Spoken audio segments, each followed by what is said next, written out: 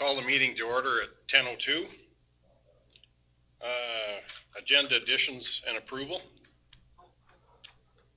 We do, Andrew sent out an additions package which has been included on 712, 713, and 714. Any other additions? Councilor Sturwood? I will move the agenda with the addition package. Comments? All in favor? Carried. Minute approval from our February 12th, 2020 regular County of Stettler number 6 council meeting.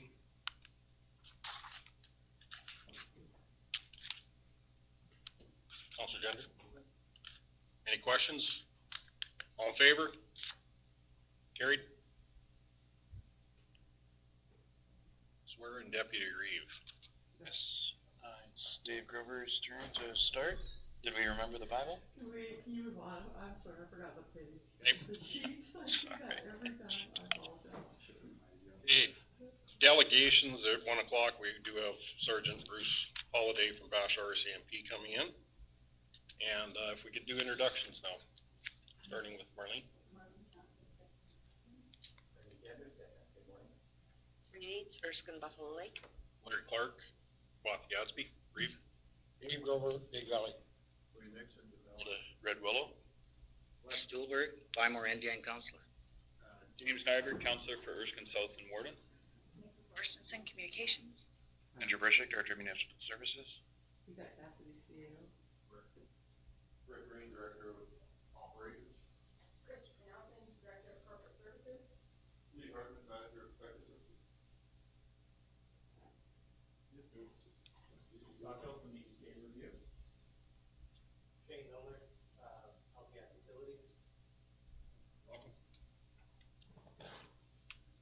Okay, new business, request for decision, revised budget workshop. Mr. Chairman, with the confirmation of our assessment numbers, both linear, residential, farmland, we need to cut some more money out of our budget. It's pretty substantial. So we'd like to book a workshop with council to address that. And I was hoping to have a number for you. We don't. Well, I'm thinking probably around 1.5 to 1.8 we're looking at cutting, but I'll turn it over to Krista and let her speak to it. Yes, so we have I'm still working on the budget to determine what the number is. I'm hoping that later this afternoon I'll have a number that'll get to Yvette so she can talk to you guys as to what number we're looking to change within the budget for cutting. That number is, like Yvette said, probably around that 1.5 to 1.8 million. So we're just wanting to get a workshop set up so that we can plan and move forward with the budget for approval or revised.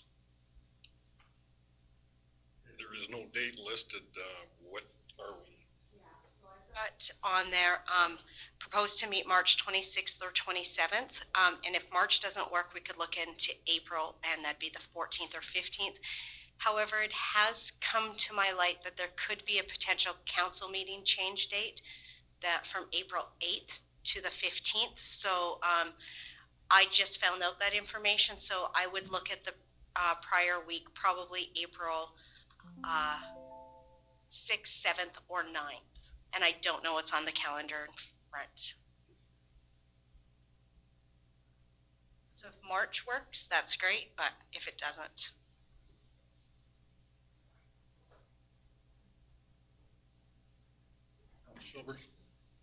I think considering the severity of this problem, we should go as early as we can on this workshop. So I know I got March 26th and 27th open, so I'll propose the March 26th, and if you can check their calendars to see if that works.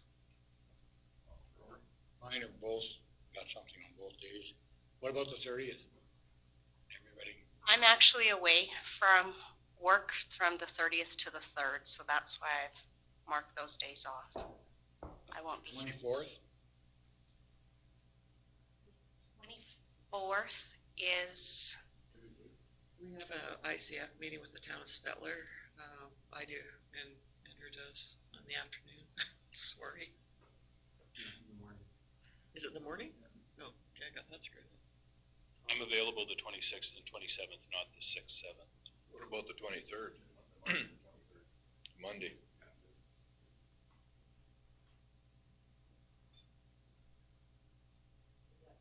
I'm good. We have a shelter belt workshop that ASB's putting on, but not many counselors attend that unless, Wayne, you've been the only regular attendee. Yeah. I certainly don't have to attend that. No. It would have to be in the morning for me. I do have a commitment in the afternoon on the 23rd. But I could make, What time's your ICF on the 24th? 9 o'clock? Yeah, it's already nine. Okay, 9 o'clock. So it's an all day thing. No. I'm just wondering, I'm thinking this is more than a one-day event, so I'm thinking if we go the 23rd, the afternoon, if Krista's not there, we could hash some stuff out and then finalize on the 24th, if that's kosher with everybody. And I can even probably try to move Greg around too, because it's just Greg. We're just meeting with the town separately. Just Greg, it is the CEO of the town of Stettler. It's one other participant in the multiple. Just do. Once in a while, you gotta give him. My counterpart from the town of Stettler. Yeah. But yeah, he's pretty flexible, so I could probably move him. Well, that's just my thought. I'm just thinking that this is more maybe to cut $1.5 million out of our budget that we've already been very, sharp with a pencil. Yeah. This may be more than just us sitting down, having a couple of donuts and saying, here's what we're gonna do. We might need to do a little bit of soul searching. So we'll block the 23rd and the 24th then? Anybody have any concerns with that? 23rd's good. 23rd and 24th? We have that motion on the table. Okay. 3rd and 4th then for the workshops. All in favor? Carried. Great. Thank you, Council. There'll be a invite put out in our calendars. Yeah, it's going out. Okay, 7.2, request for decision procedural bylaw and electoral ward bylaw workshop, page 7 of our package. Mr. Chairman, I'll let Andrew speak to this, if you did work on it. Yeah, so similar to the budgeting workshop, we just need a day or a half day, depending on what council foresees with these two issues. The procedural bylaw as a workshop's been identified under the strategic plan for the last 2 years, and our completion goal, or substantial completion goal, would have been Q1 this year. So we'd like to get on that, and then at the same time, we thought with the recent dissolutions of Botha and Gadsby, it's compounded a population variation that we've seen between our wards. So we've got a few wards that are skewed from the average quite a bit more than we would like to see typically in governance. You like to keep it within plus or minus 10%, and above 25% is usually pretty big red flag. And so we'd like to sit down and talk what new boundaries might look like. Mr. Chairman, we had the 30th date throw out there. The only reason we had staff that couldn't make it, this is something I'm not sure Krista needs to be at. So is that a date that works for everybody as well? March the 30th, I think Mr. Grove threw that date out as one that was possible.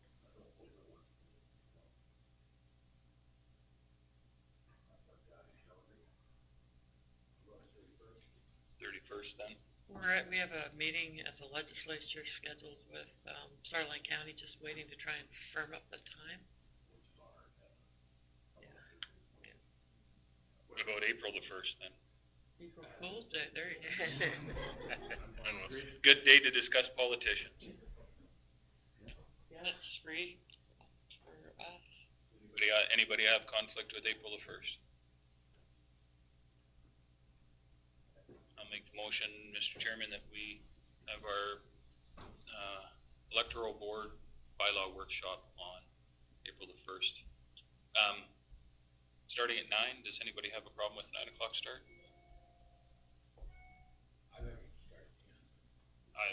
We'll get it done by dinner time anyhow. I don't know, we'll see. I would prefer 10 also too this time. Okay, no, I'm fine with that. I'd prefer to get things done a little bit sooner in the day, but that's fair enough. 10 o'clock works. All in favor?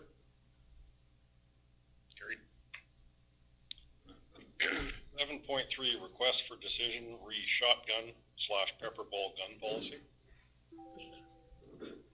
This is a discussion item that we were requested to bring forward to council prior to it going to the policy committee. So I'm going to turn it over to Lee and let him just kind of give you a rundown and then take any of your questions. So the reason this is getting brought up is a few complaints we had primarily in the summer of last year. So these are two different items. So shotguns have been allowed for peace officers since 2007. Reason why this is being brought up is we've had a lot of complaints in the last year actually on wildlife, deer being left for hours on hours without being put down. The last one we actually got a complaint about, it took 8 hours to be dispatched. So that's really not acceptable for most residents in the county of Stettler. So we took the blunt of that, where 8 hours is unacceptable to put down a deer basically. So that is the biggest reason why the request is coming out, is we've had numerous complaints here in the last year on basically having to put these animals down that should be put down. So that's why it's being brought forward today, to be brought to the policy committee. The other purpose of shotguns, where in the extreme cases would be an aggressive dog situation where it needs to be dealt with at that time, like right now and then. So that's basically the shotgun policy in a nutshell.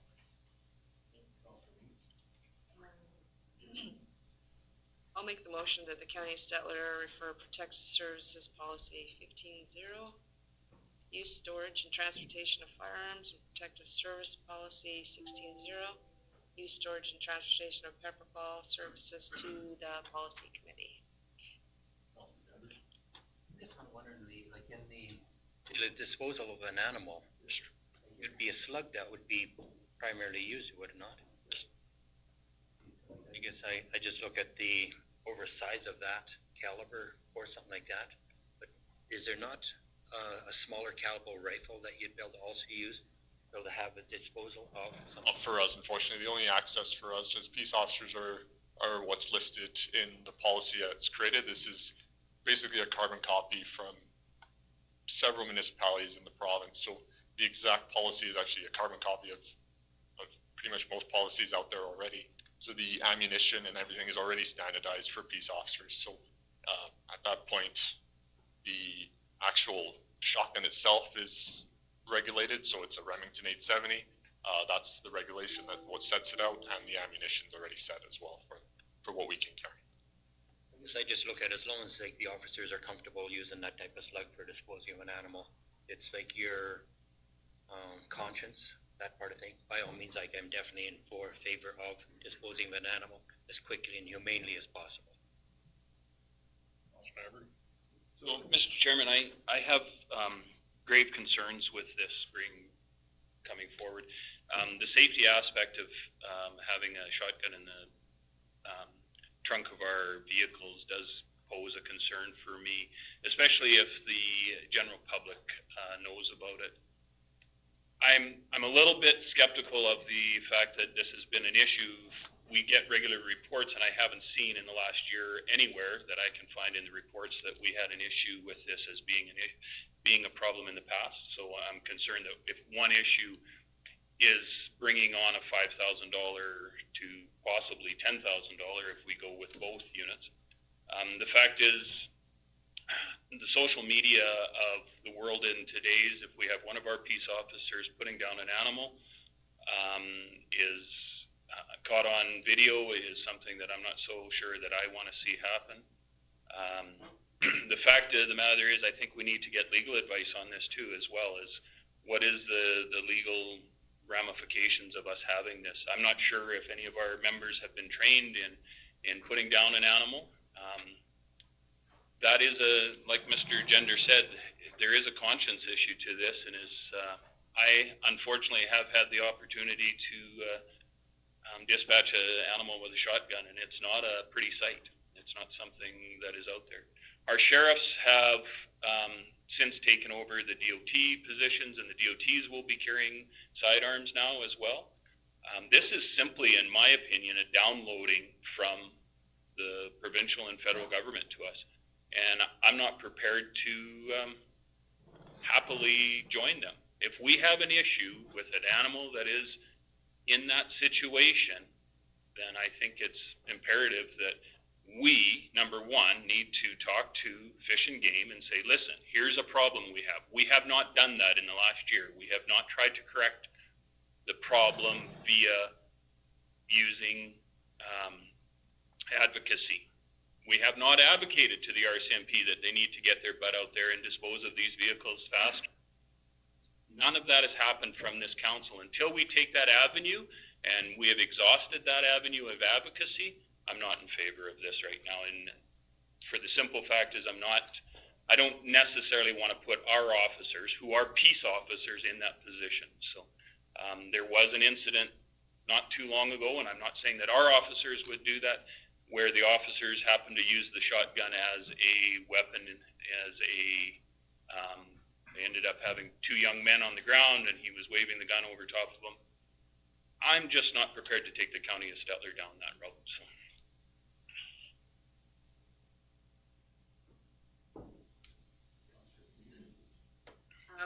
I think we can discuss a lot of these things in our policy meeting as we're trying to develop policy. We can talk to legal and whatnot. I'm just saying I'm not ready to go down and even take this to policy is what I'm saying. No, because it's not, until we've done everything else, then I think we should do it. We bring back a policy, we've wasted all our time if this council is not in favor of making that transition from peace officer to police officer.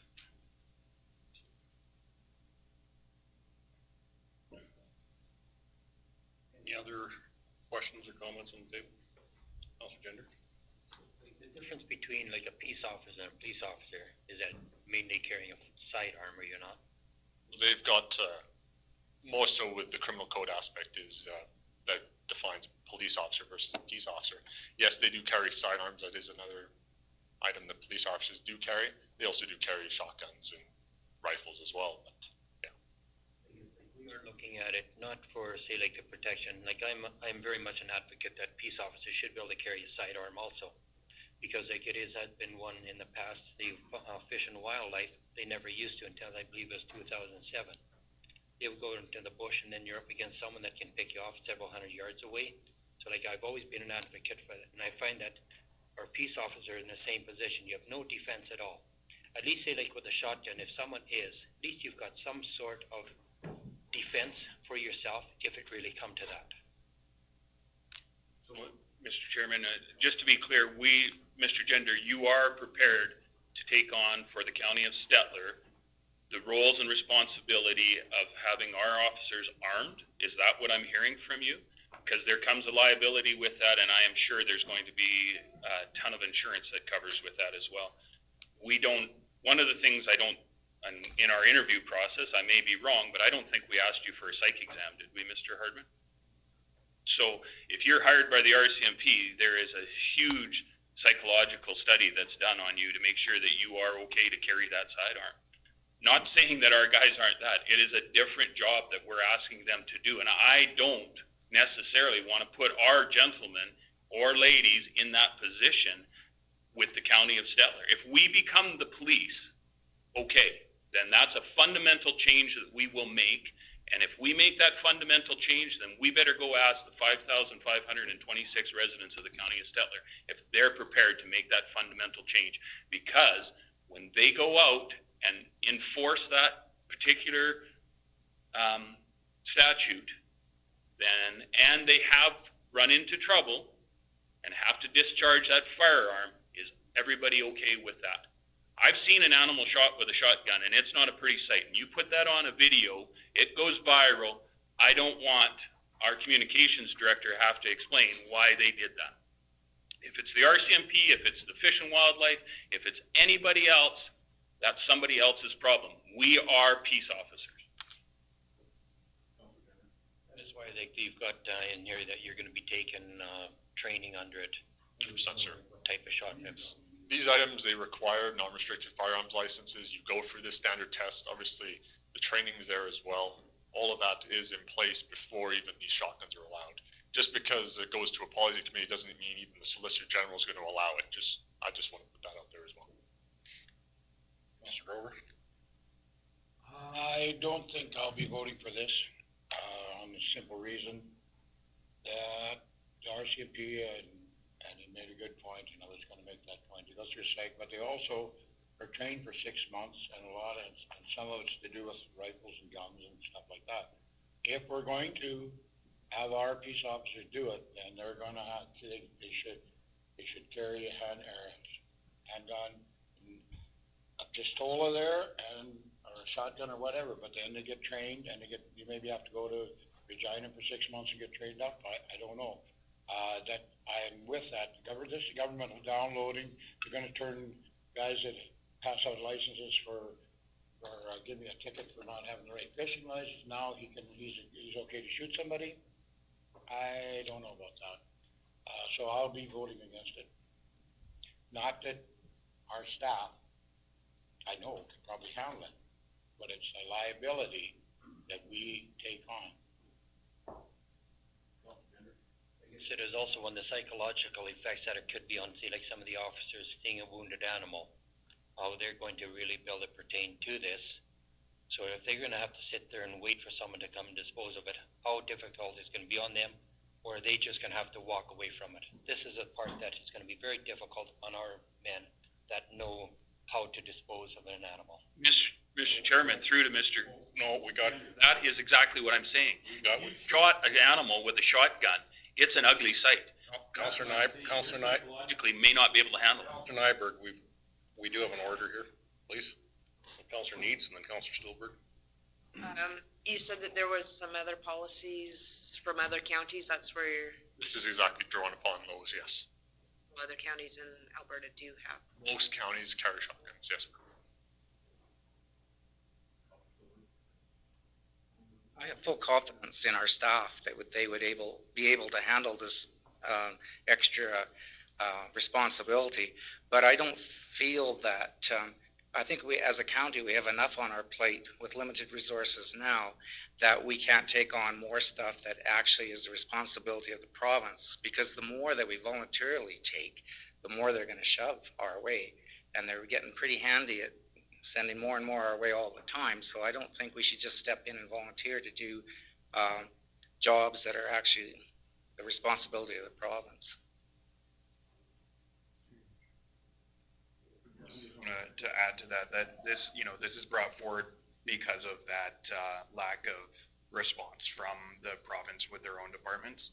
So unfortunately, even without us voluntarily taking it on, they've created a gap in the service, and so we have seen the calls where we're unable to respond currently, and we're feeling the pressure from our local residents. Obviously, that's for you guys to decide whether it's economical or not, but that's why we brought it to council first as well before investing time, because obviously a policy like this does require careful consideration once we take it to policy committee.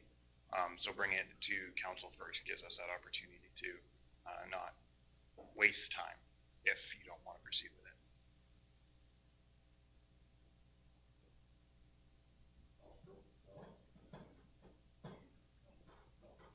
The paintball thing, or the pepper spray or pepper balls, I have no problem with that. That can protect you in a situation where you have somebody that's aggressive, and that'll work. But the shotgun, not until you get to it. And I think it's down low too. Councillor Nixon. Just a comment, I guess. I live close to Red Willow, so I could go either way. But I think it does put quite a bit more responsibility on our peace officers and our county.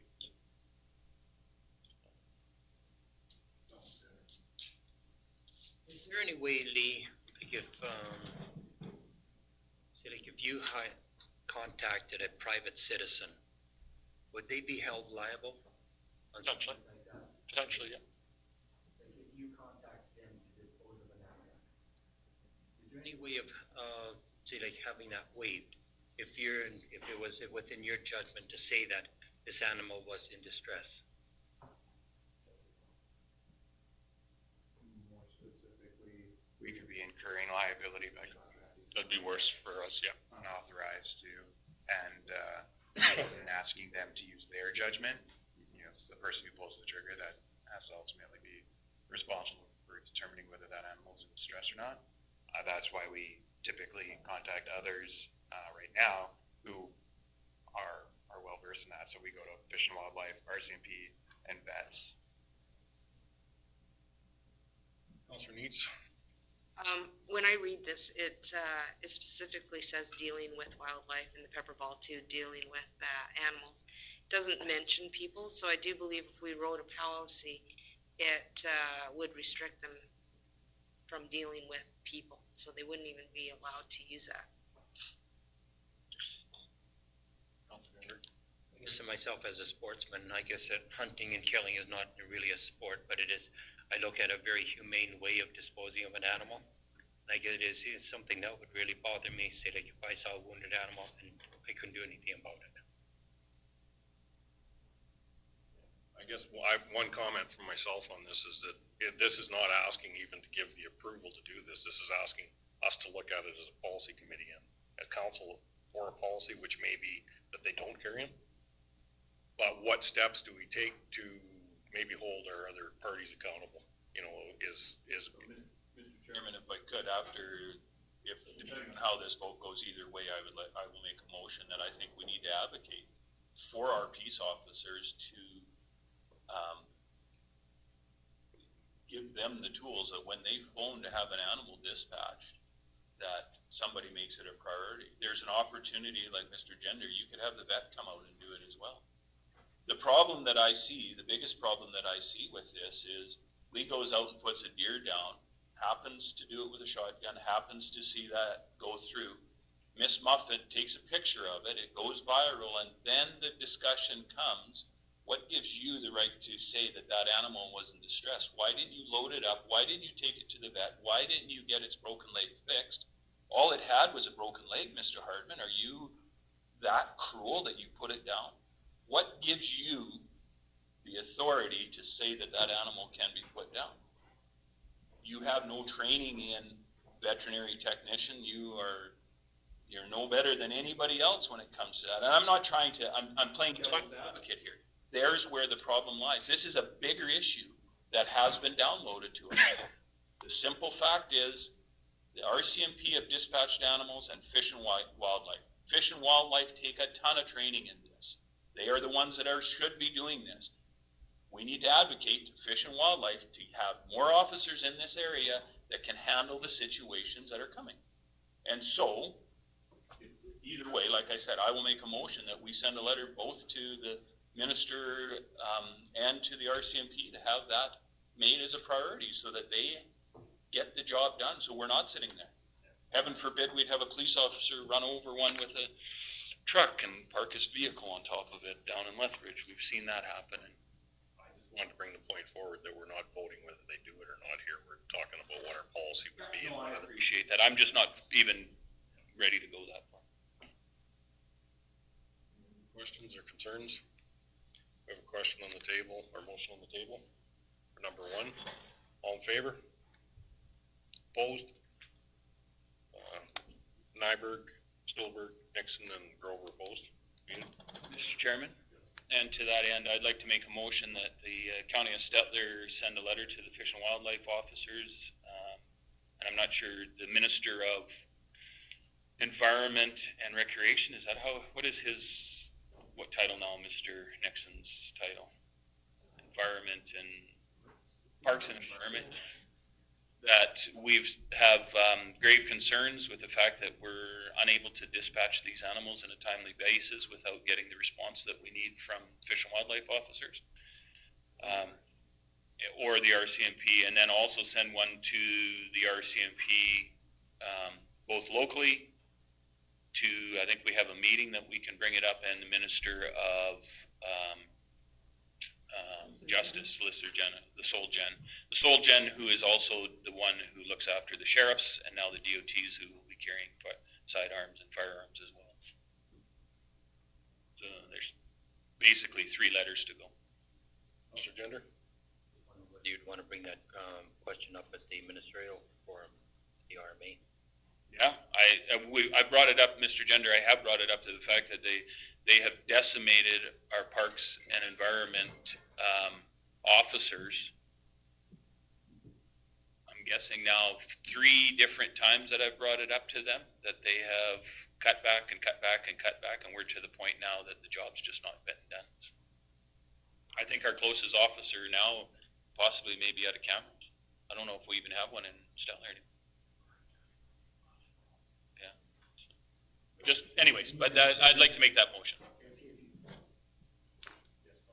I had, you couldn't get a landowner's permission slip to put you for special license that farmers and landowners can get. You couldn't do it here. You have to go to Dom or Hannah. They have a guy here, but you can't actually go and see him, and he's not here all the time. We have a motion on the table. Any other questions or concerns with that? Make it vote then. All in favor? Carried? Yes, Councilor Needs. So I have a question. So that was about, most of the discussion was about the firearms. What about the pepper ball? What did most of council think about the pepper ball one? Because there's 2 different policies. Yeah, sorry, I didn't discuss the pepper ball device. I just went into shotguns initially. So pepper ball guns, the purpose of pepper balls is for wildlife and dangerous dogs, again, in a non-lethal capacity. So scenarios where this would have been useful is, as of recently, a few months ago, where animals have been chasing livestock, primarily aggressive dogs.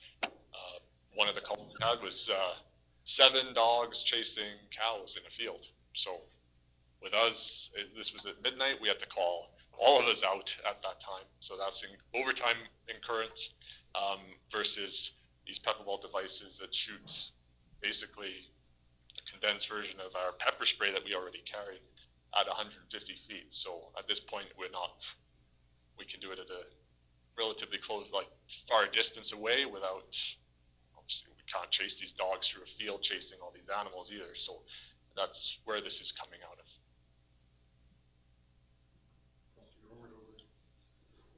We already have a law in the county of Stettler with dogs that run cattle and stuff.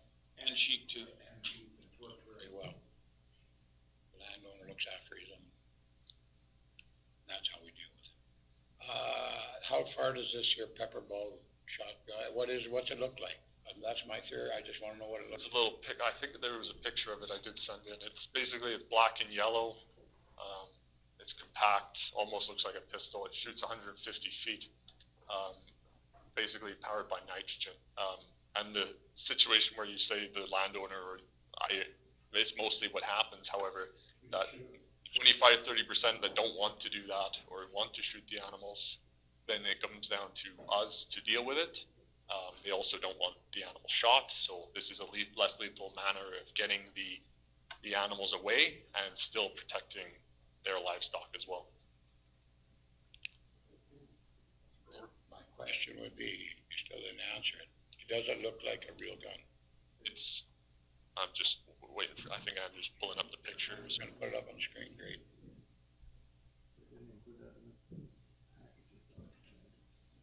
I sent you there as well. Bright yellow though. Black and it's got yellow pretty bright on it as well. It's very distinct that it does not look like a gun. Well, it's still.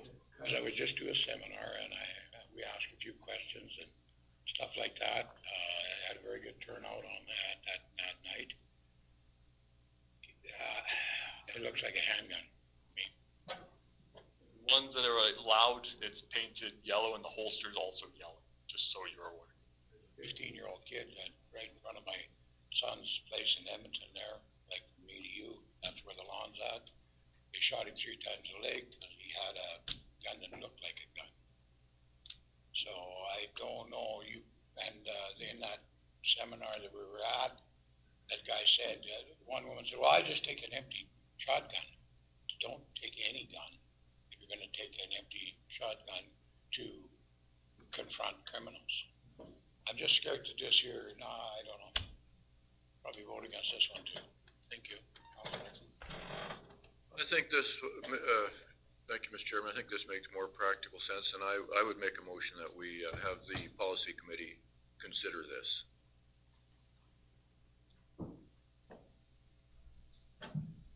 So, point of order. We have a motion that says basically to move the two policies forward, and it was defeated. So now I guess we can bring another motion back just to bring 16 forward.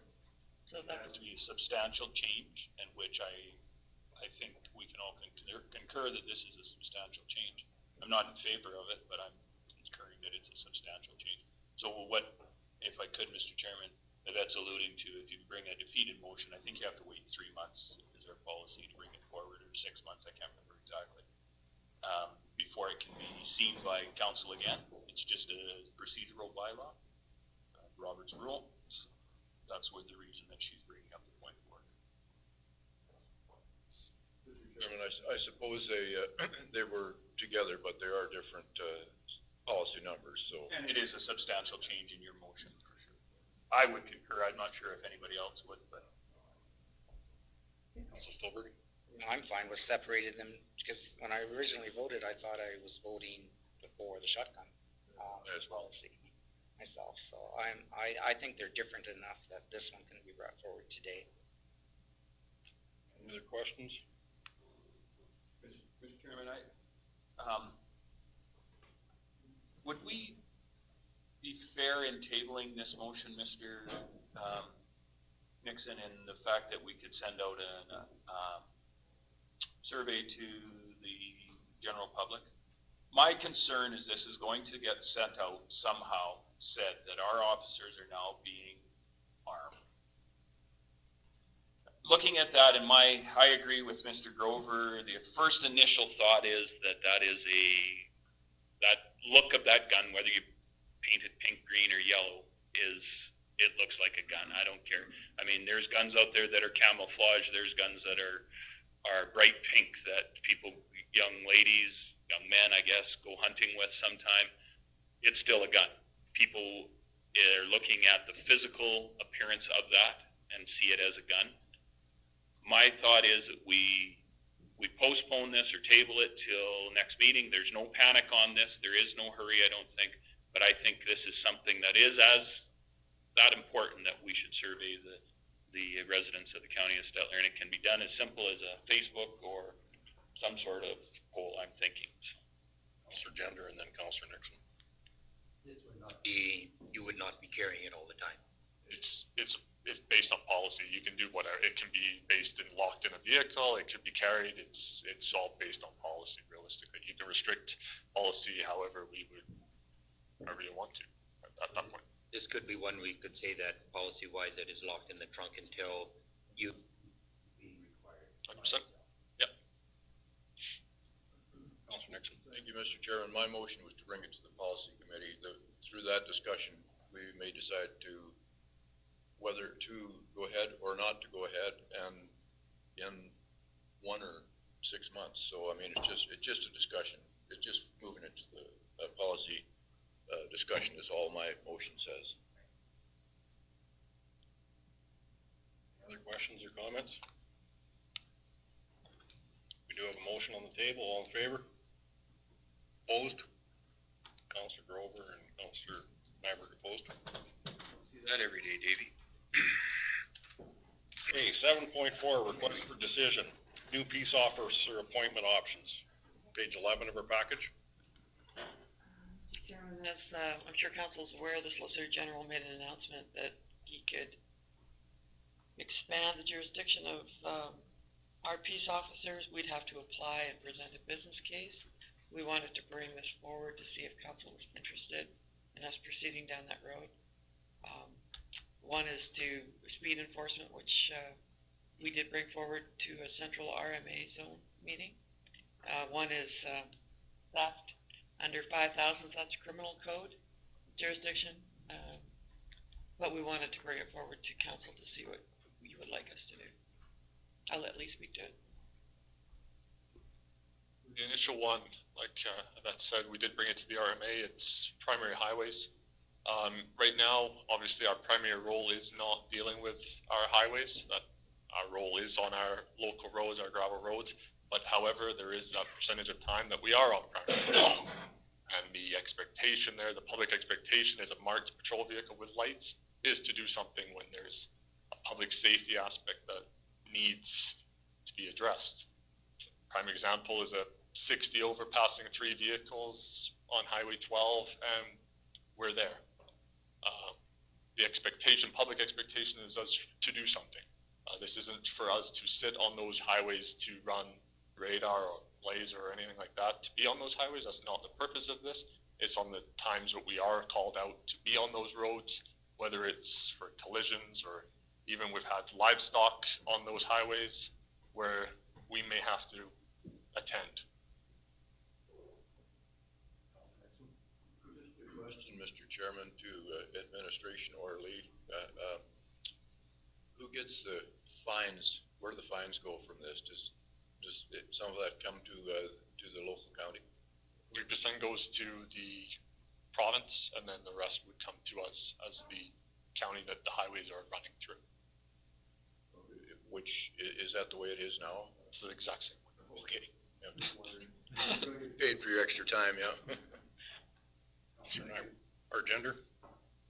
Last RMA, we brought this forward to the K Division and the Solicitor General, and I guess our concern was that our peace officers are seeing speeding being done. They throw their hands in there. There's nothing we do other than going through Al or Nevis and, let's say, Erskine. So is this kind of a response because of that? Not sure what came about with why now it's all of a sudden allowed when we were doing that advocacy there to get them, but all of a sudden it came out. I'm not too sure why it's all of a sudden now approved by the province, but it might be from a lot of pushback from municipalities. I'm not quite sure why this is now coming along. Take on this, Lee, is this going to embrace you? Is it going to be a hindrance? How is it going to affect yourselves? It's just the public expectations there already for us to do something, and when we get calls that we're not doing something about something, we can basically combat that we are going to do something. Like I said, this isn't going to add to our current workload in any way, shape, or form, because we're not going to be doing things on those highways unless we're traveling on those for whatever reason, where we do find a public safety matter. Like I said, this can be restricted even by policy internally as well. So Mr. Chairman, just wondering, and Yvette, probably you can tell us on this, should this be divided as well? Probably, yeah. I mean, there could be quite a difference. Yeah. There's a difference, yeah. There are 4 options. Could I make that motion, Mr. Chairman, to split these, the primary highways and the criminal code part of this request for Chairman, I think request for decision? And I think you would just make the motion of one or the other. You don't have to split them because this is just an information package for us. Your motion can be straightforward, saying that you would like to see whatever you'd like to see. You don't have to have a motion to split them, because this is just a suggestion to us. But perhaps they should be, Mr. Chairman, perhaps they should be discussed separately as well, rather than together. Just a question. Are there? They're separate. Yeah, they're listed separately, but So, Mr. Chairman, and I think this, again, similar to the previous one, is it's about downloading. This also goes to a mandate. So the RCMP have a mandate to do traffic enforcement. You don't see the RCMP doing heavy truck scales. They don't typically go out and huge load that is a dangerous load. They don't typically do anything with those. That is not their mandate. Where the DOTs have the mandate to look after truck traffic, sheriffs, again, are mostly engaged in highway traffic mandate. As much as they can do all those things, they are not dealt with it. as for Mr. Hardman saying that when a ratepayer phones them and says, we expect you to do this, the expectation is going to be that if there is speeding on Highway 12, Highway 11, Highway 56, that we are going to have to enforce it. Once you have been giving the power, with much power, much expectation is expected. So the responsibility level is going to be raised. And at that point, then are we going to be looking at having another officer to hire because we are going to be expected to patrol those? Right now, we are not expected to patrol, and we have very clear mandate that says we are not after the 2-digit highways. We can't even go on. So I'm not willing to, again, it's downloading in my opinion. Councilor Grover and then Councilor Nixon. We already have 3 officers, and the biggest complaint that I get about our peace officers is out there at Erskine's, and they're there with RCMP, and you got your vest on, county logo on the side of the vehicle, and you're out working on the checking scales and stuff on a 2-digit highway. So I'd be voting against this. Councilor Nixon. I would like to make a motion that the County of Stettler direct administration to prepare a business case to apply for authority to conduct enforcement on primary highways. Councilor Gender. The biggest concern that we brought forward to the Solicitor General last time was that, see, like if our peace officer had noted someone in speeding, and you just turned a blind eye to it, and if something ever become of it, if there was an accident, our force would have to live with it. That was the biggest concern that we brought forward to them. So I just find that we should not be just turning a blind eye onto it, that criminals can just keep on that they can just walk away and sneer at our officers. It's the same as a pursuit. I didn't know they were criminals, people that were speeding, but. And that would be my point too, Mr. Chairman, as the person making the motion. This is just the Highway Traffic Act.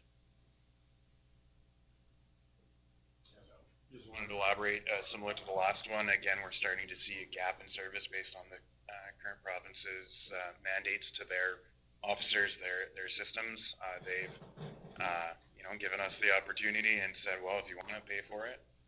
So we're bringing that forward to you guys to consider whether that is something you want to do or not. Councilor Needs. I know we've had this discussion before because we brought it forward to the RMA. So I just thought I'd just look it up, and I found it in August minutes.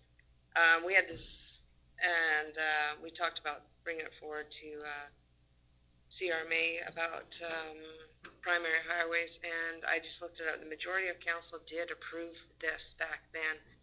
So,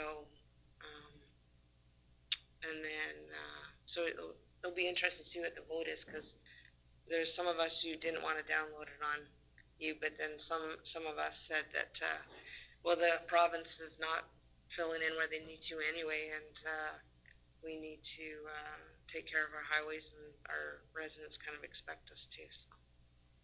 Be careful what you wish for. Yeah, I just have one. I'm one person one counselor that does live on a highway, a 2-digit highway.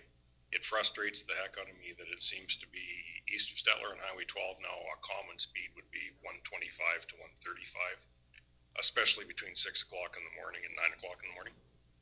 You're pulling out with equipment. I've got families. I've got a lot of my people that come from a secondary road onto that pavement, and the speed people are coming. They pull out and they're onto them before they even know what happens. So as we stated, sitting in Erskine, maybe people do notice that. But if you're touring through Gadsby and you've clocked somebody on Highway 12 doing 140, my expectation, and I would hope we could stop them and maybe slow people down. It's another set of eyes out there, but also to the animals on the highway. When we get animals on the highway and we have untrained personnel, this way our egg services could get involved, and you start getting animals on a road at midnight, and we can end up with a real disaster, and it could be any one of our family that it happens to. So that's just a concern with me. It doesn't matter 2-digit, 3-digit, or gravel roads. Our families and people are traveling on them. And Mr. Chairman, I don't disagree. I agree wholeheartedly with what you're saying. the concern that I have is that where we have just had a discussion at the beginning of this meeting about a $1.6 billion or $1 million deficit in our budget. I dare say if our expectation is that we take on the 2-digit highways, I have no problem with it. I'm with that. But be prepared that his office then becomes a 4-man or 5-man office because of the simple fact they are going to be needing, the expectation is going to be there. Right now, we should be advocating. I've sat in 4 meetings with Sergeant Penny here, and not one of us brought it up, myself included, about speeding on the highway. So I'm thinking that we have been negligent in our advocacy program. That's what I'm saying. So we need to really focus and pinpoint in on what we're doing as advocacy. We have a sergeant here at 1 o'clock. He may not be from this detachment. And there you go. Perfect. So great, good opportunity, right? Lee, and then Councillor Nixon. And Mr. Chairman, like you were mentioning about animals as well, like I was just going to bring that point up as well. We do have bylaws that, let's say, dogs at large, for example, running on a primary highway, for example. That's not a call the RCMP are going to go to, right? In reality, they're not. And so they're going to cause potentially a traffic collision or anything like that. We're not legally allowed to respond to those calls because it's on a highway. I just wanted to bring that point up as well. Councillor Nixon. I guess I got at least from what you said, Lee, that you're not going to be out patrolling the 2-digit highways. If you're going to be on a highway, happen to see somebody speeding, you would have the authority to give them a ticket if this went through. So that's what I based my motion on. Councillor Gender and then Councillor Grover. When the RCMP write out a ticket, it all goes to the province.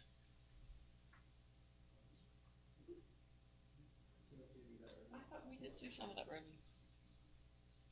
It's a pittance these days, so it's hard to run. I guess I'm just looking at, okay, like, we get 80% if our own force runs out. I think it 60, but it's got to be within our boundaries, right?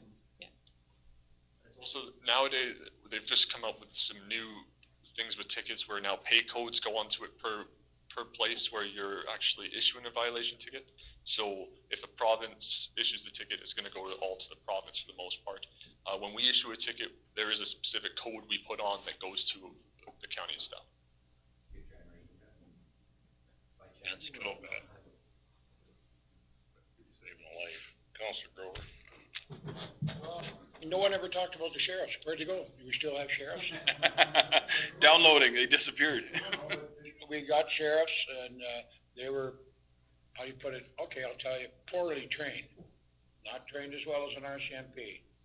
My wife was taking one of my little grandsons that has problem breathing. She got the puffer, went around the other door. Of course, she was speeding, and that's fine. I'm good with that. We'll pay the ticket. She tells him, I got to get this kid to the hospital. Well, no, it's hands above the air. They watch too many of them cop movies and sheriffs when they first come into existence. I think we're just getting them trained up, and I think you're gonna have to put more training into our guys. But if you're gonna do that, then if you're gonna be on the highway, you better be, then you better have a gun too. With the theft and the criminals that we have in this county and running through it, if we're gonna do that, I agree with you. You should be able to pull somebody over if they're really speeding. And that would be a great idea, but this is just a download, all it is. And our staff, it does a good job. We used to have 2, now we have 3, and I like to see them out in the county doing their job. Thank you. Councillor Neitz. I don't appreciate the government downloading on our peace officers. I know this is being brought forward to us because that's what it is. It's a download of the government. And whether we agree with it or not, I think they're still going to leave that hole there and they're going to expect us to fill it in. So I didn't agree with it in the first place to ever have our peace officers go on these primary highways, but now we're seeing that it's just going to get downloaded on us anyway. Chairman, I'd just like to make one comment. Please don't advocate this as being something that's going to fix our budgetary woes, because whether we get the resources or not, we will never write enough tickets to pay for our officers. And I don't want anybody to say that our guys have a quota system or that they're ticket monkeys or anything along that lines. This would be severely disingenuous to our officers if we were to claim that this was anything to do with revenue.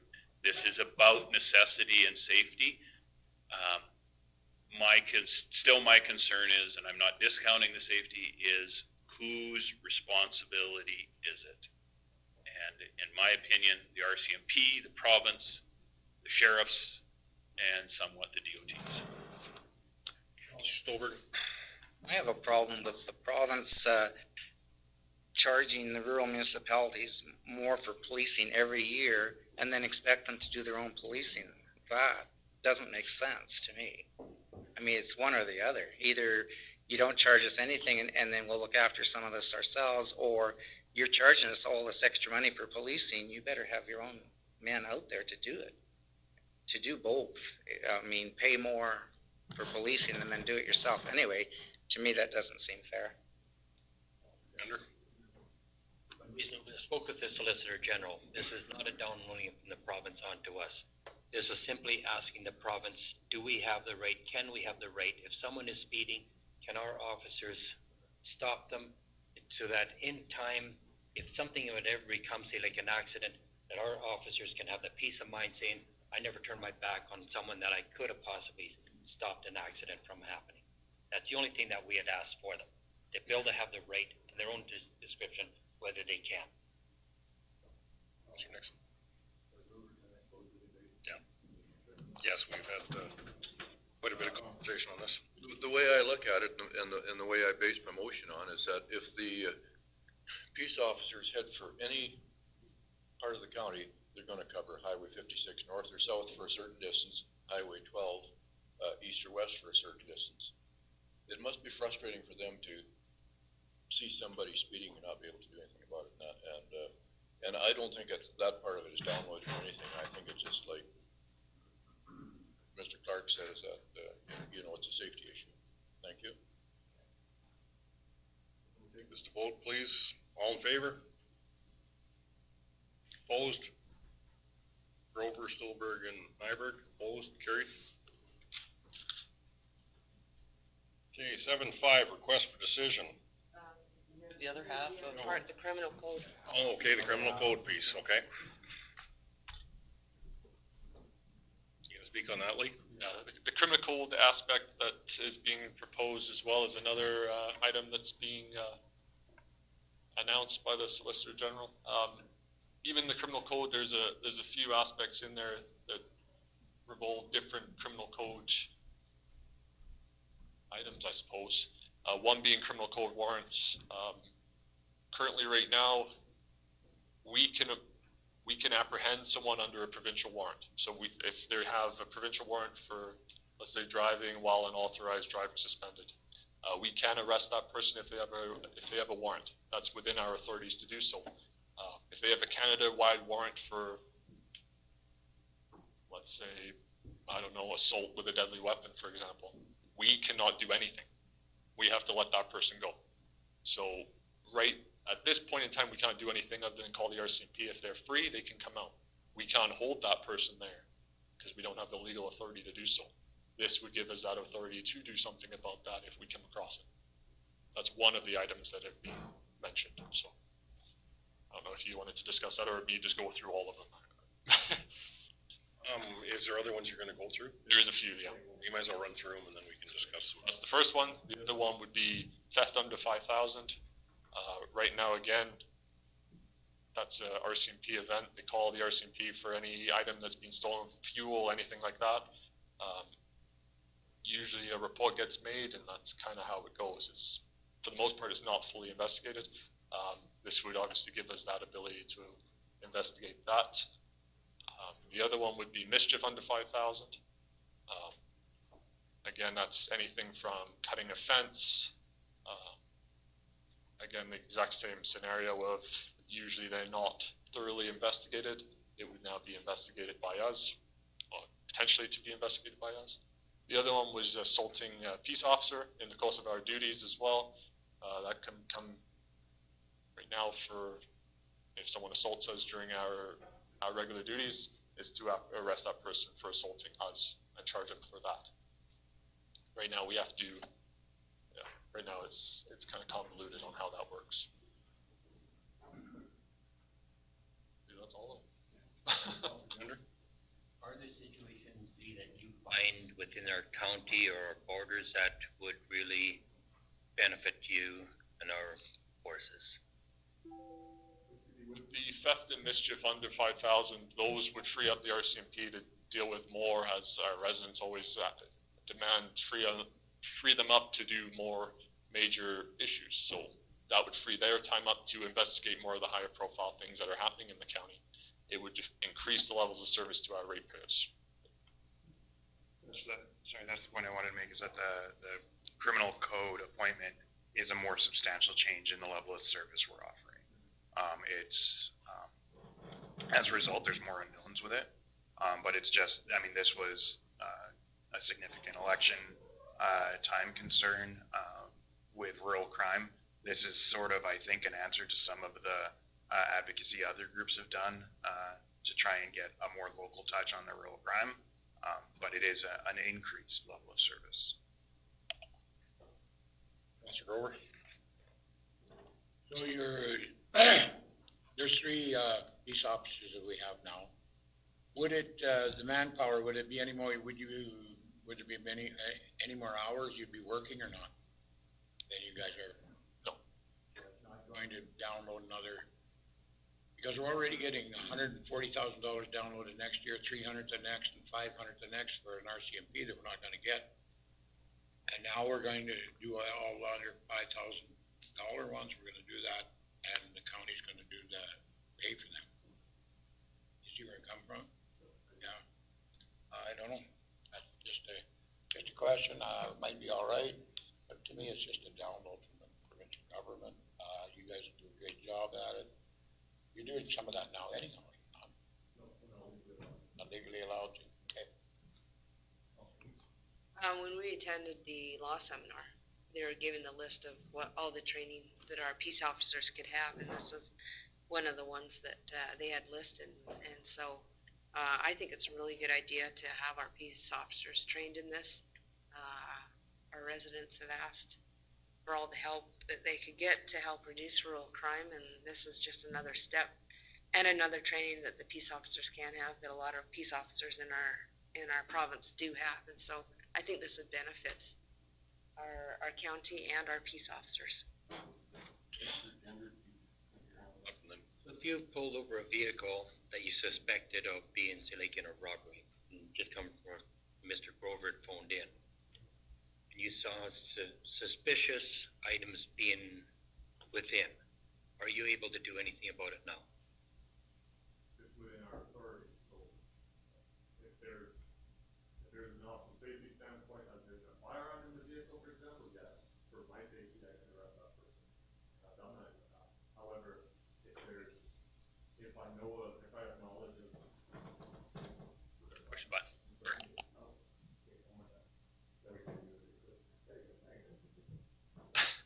So, for example, if I have prior information that they have been involved in a scenario like that, I cannot do a thing. No. If they have any kind of criminal warrants, I cannot do a thing. Whereas this would change it, that if you had suspicion that you could then. In that scenario, if they have a warrant, yes. If I have suspicion on something, I'm not sure where that comes from, but this is primarily about criminal code warrants. Mr. Nyberg? So, Mr. Hardiman, would you guys have to take special investigation training? Like, would you have to go and take some extra courses? So, and I guess this is, again, that switch from peace officer to police officer, which then takes me to the fact that maybe at that point you should be armed with a sidearm. So that's one of my biggest case scenarios. The individual or the issue that I went to the law seminar with, I can't remember if it was Brownlee or Farmers, but it came back about the transit officer in Quebec. The municipality was subject to a lawsuit of, I think, $50,000 because of some negligent issues. And I'm not saying that's happening, but we would have to send you guys for special training in this. This is not something that we could just send you out and make that happen. So it's all about cost and where we want to go with our peace officers or police force. And Mr. Gender mentioned the force. I'm not ever seeing our peace officers as a force. I see them as community peace officers engaged with our residents on a daily basis, not as a force to bear down on them. So I don't see this as a good thing. Mr. Grover? Citizens arrest. You can do that, yes. Oh, yeah, everyone can. You can do it, I can do it. You can, Marlene can do it, anyone. Not tough enough. Citizens arrest. Well, you never seen Marlene, Well, yeah, that's what I'm saying. anyhow, you can do that, and you can hold them there till you get help or whatever. Depending on the scenario, for sure. But the aspect of criminal court warrants, that's not a citizen's arrest ability, because you wouldn't have that ability to know they have a criminal court warrant. That's more of where I'm getting at with the criminal court warrants. The other aspect, if we come across a fight or something like that, that's different. Yes, we can do exactly what you said. But there's a new law, when we went that night up there and took that course for that guy. It's called Loose Moose Law, and you look it up, and that guy robbed that was in Ontario, where he come in and robbed this guy. Then 3 days later, same guy come back in his store, and he couldn't do nothing about it. So, you know what I mean? We have a young gentleman in Big Valley right now with a province-wide arrest for him. I don't know who he is. And you know what I'm going to do if I catch him? I'm going to throw him on the ground and hog time, and go on the RCMP to come and pick him up. That's what's going to happen to him. So I'm just saying you can do that. And even if you know he's a whatever, you don't have to catch him in the act anymore.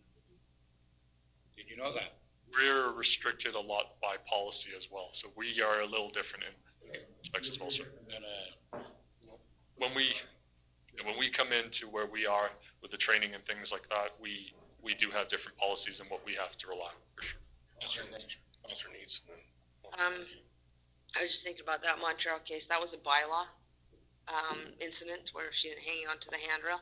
So that had nothing to do with the criminal code. And there's already a hole in our system now, and it's not being filled in. And I know I don't like to download on our peace officers, but already in our whole entire police system, there's a hole.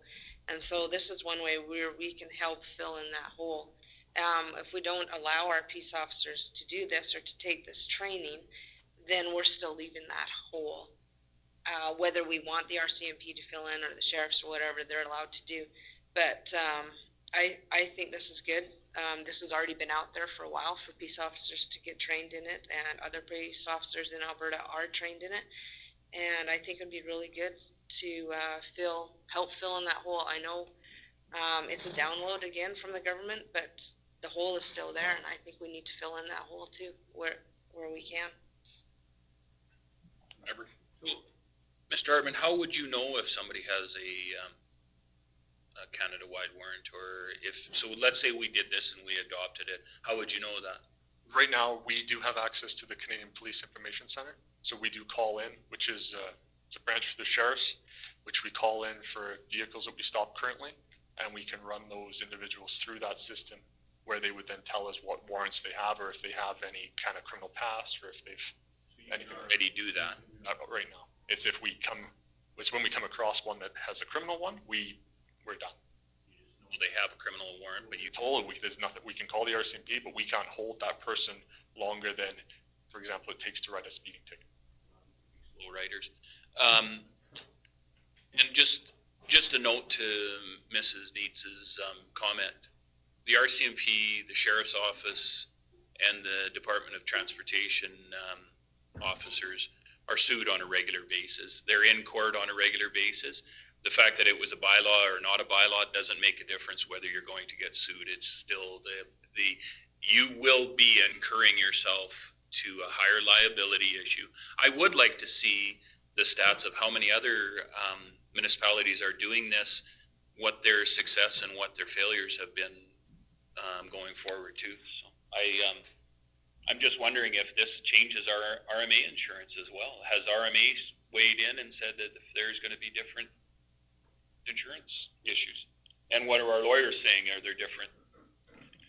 Would you spend more time in court as well? Right now, you don't spend much time in court, do you? We're in court quite frequently, actually.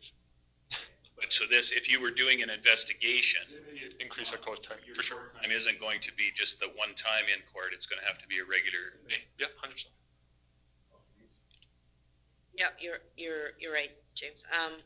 I think we've been talking about this a lot. I think I'll put forward the motion that the County of Stettler direct administration to prepare a business case to apply for the authority to enforce minor criminal code offenses. On both of these, Mr. Chairman, are they going to come back to council for approval of the business case, or are we just instructing, because the motion's a little bit ambiguous, are they going to prepare a business case to bring it back to council to approve it, or are we just sending it off? Whatever you want. If you want to clarify your direction, we'll do whichever way. Right now, I think that it's to the advantageous to administration to know what they should be doing if they're the way the motions are set is to send it off to them and just go ahead with it. Would come back, the business case would come back to council. For approval. We can put that on there. Mr. Grover? One more. I'd like to know what other counties have done this and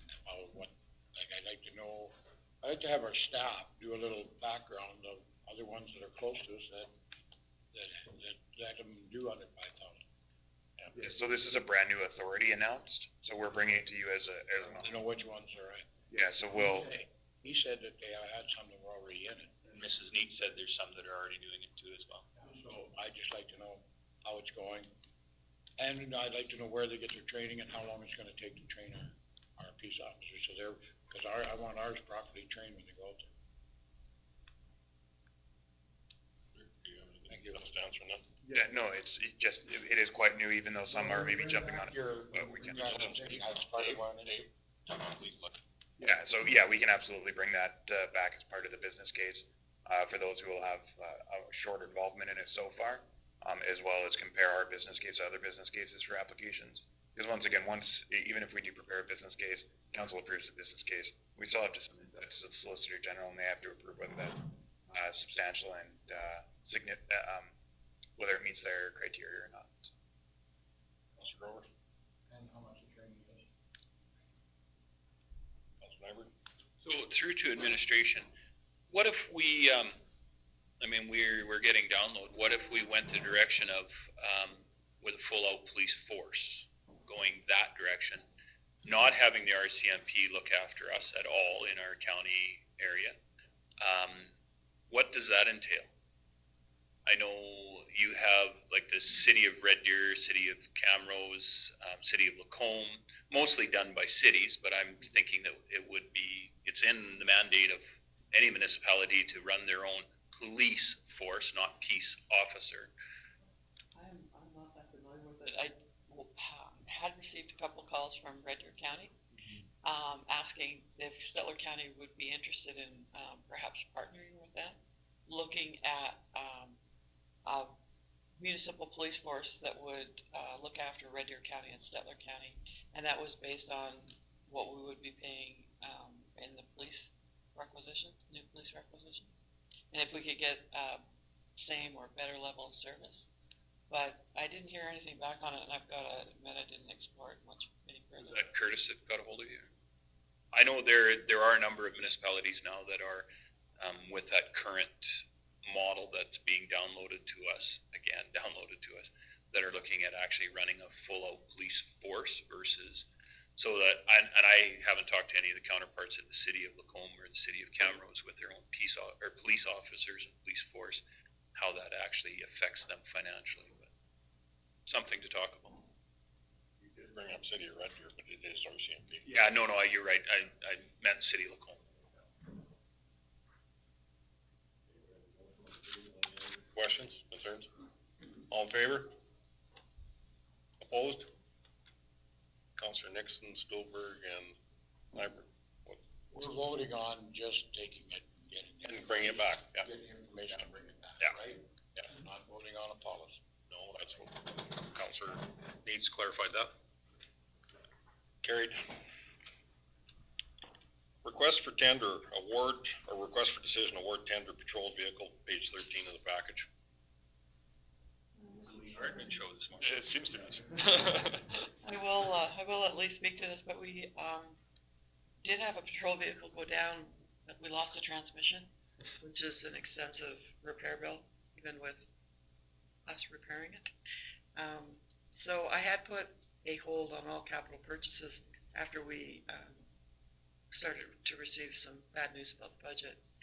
But I'm thinking, because they have been putting away for several years to replace these patrol service vehicles, and most of this would be covered under reserves, that it may be more prudent for us to move forward and purchase it than to repair the transmission, and then hopefully in the new budget get the go-ahead to go forward with this. And we have a reliable vehicle out there, not one that... The other item to note there is 2 of our vehicles were hit with the hail there last year as well. So we did receive money from the hail claims as well. I don't recall the total. I think I do have it on there somewhere. I believe it's around the 23 or so thousand mark as well. That would be added into the cost of that vehicle as well. Good. Hey, Councillor Grover. Budgeted item. It was. Well, Yes, sir. Mr. Chairman, I'll make the motion that we purchase the Dodge Enforcer 3.6 V6 from Stettler Dodge for the amount of $37,834. I know there'll be some comments about it being a little bit higher than the one out of Drumheller, but I don't think we can, for $200, send 2 people down there to go get it and bring it back. It would be similar or less price to buy it locally. One question I do have, is there any option of leasing this vehicle? We had talked about, what was that, Mr. Green? Enterprise. Is there a possibility of a lease on this particular vehicle? Because he said we could drill as many holes into the dash as we wanted. I know you guys love to drill holes into the dash of the patrol vehicles. I've seen a lot of them. They've got a lot of holes in them. Not an item I've even looked into, to be honest, sir. A lot of the times with a lot of these are kilometer-based systems as well, but I haven't looked into the fine details, but I know the province has something similar with their DOTs there, and they're restricted to a certain amount of kilometers that they're allowed to drive per day. I don't want that to be a factor. I'm not too sure what the scenario is. I don't know. That we are under a capital crunch, and any savings that we can make, even if it's just an interim effect, that we lease the vehicles for a 2-year lease till at which point in time we decide that, okay, now it's advantageous to purchase this unit if we can get out of our coronavirus stock market downturn. We're going to Try a couple of the enterprise purchases this year. We're scheduled to, was it 2 or 4? That we were going to try and see how it worked out. One of the things I'd be concerned with this is that there's so much specialized equipment in it and on it that enterprise will come in and say, we need that truck in 2 days, and then I've got to get these guys up and running. Even when the cars come in, they're gone for quite a bit of time getting all the stuff put on them, so that would concern me. I wanted to comment on the local. It's always the county's mandate to support local, and this is well within the 5 to 10%, and yeah, definitely be stepping up. I probably have some clarification on the terms regarding enterprise. Basically, with the program that they offer is they're offering up a management service for the vehicles, and the special vehicles do fall into what they deal with on a regular basis as well, and they turn those things over based on an order in the future. They're always looking, 4 or so months in the future, so they're not going to take something in a couple of days. The difference between term lease and what's actually happening is if we're using their money at a higher rate, interest rate and whatnot, you'd be considering that more of a lease.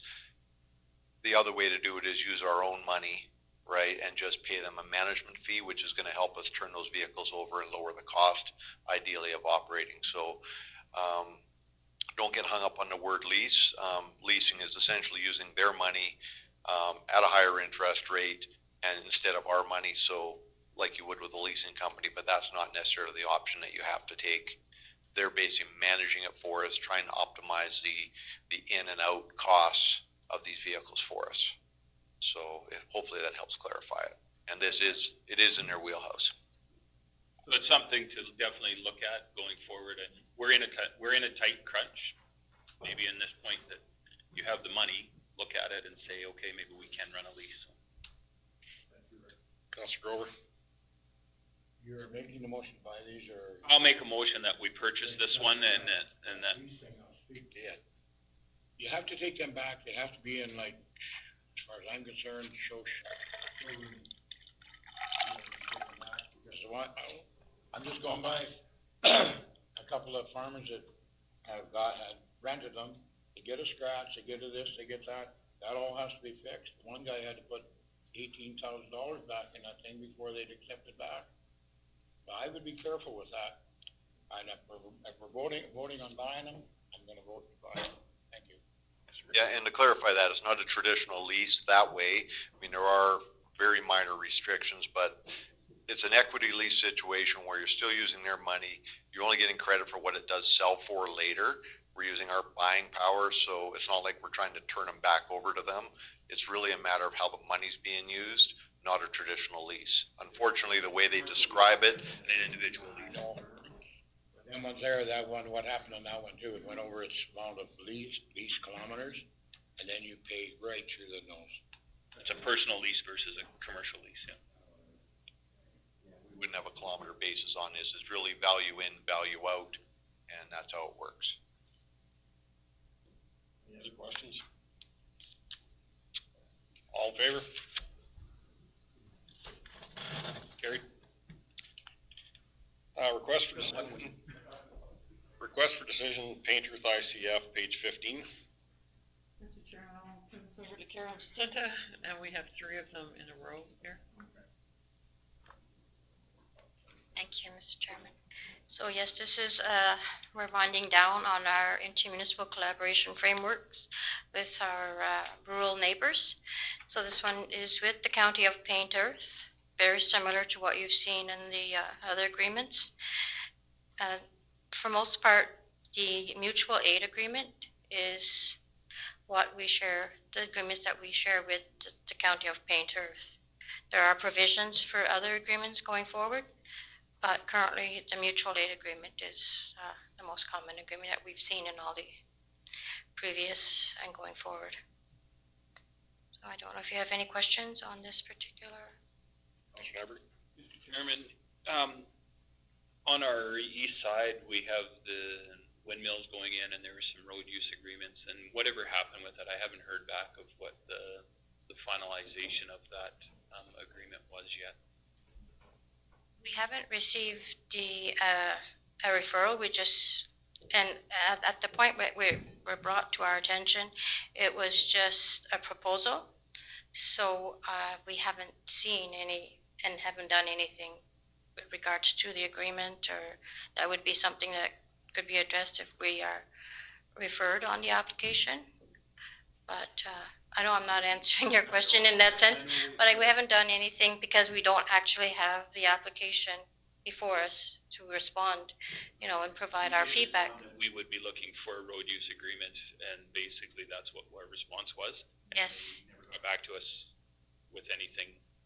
We also found that some of the proposed locations were quite a ways away from our boundary. There was just that one that was, I think, they would be using our road to access it, in my opinion. And I wouldn't treat them any different than I would treat any other contractor. If they were over 5 times, they would be expected to get a road use agreement. We have worked in conjunction with Painterth in the past over different gravel hauls and gravel pits.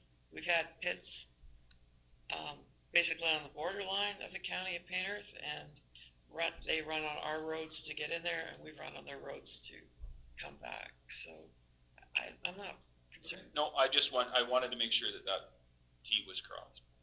Question on that is, as far as road use agreements, so that would probably be with the power company itself, so not. Yes. Yeah.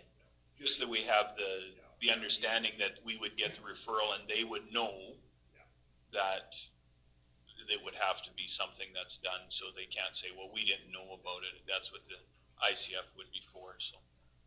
Councilor Needs? I noticed the difference between paint earth and special areas. Special areas put in the Shirley McClellan Regional Water Services Commission. Do we want that in here too? Because I know it goes through paint earth. I love the special areas one. It was really. Well, it's the government. That was a great ICF. They got more money than we do.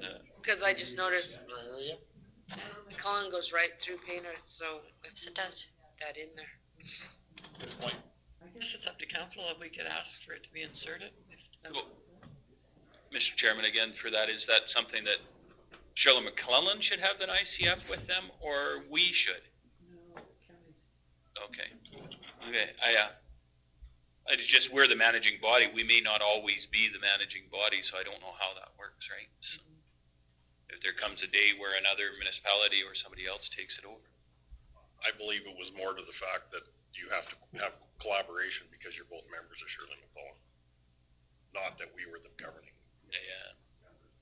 That we have that collaboration. That's how special areas was written up.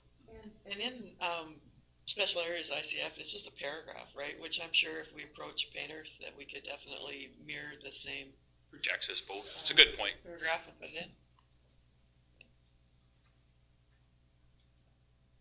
Yes. To add as well, we do have an intermunicipal development plan with Paint Earth. So development permits and those types of applications are addressed in that agreement with that plan. So it's a little different than the intermunicipal collaboration framework as far as. Other services.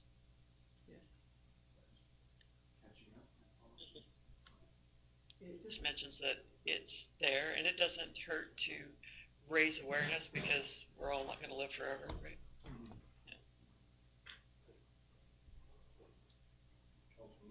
We need a motion to add this into the ICF. So I'll make that motion. To amend it and add Shirley McClellan. And make the motion that we go ahead with it if they.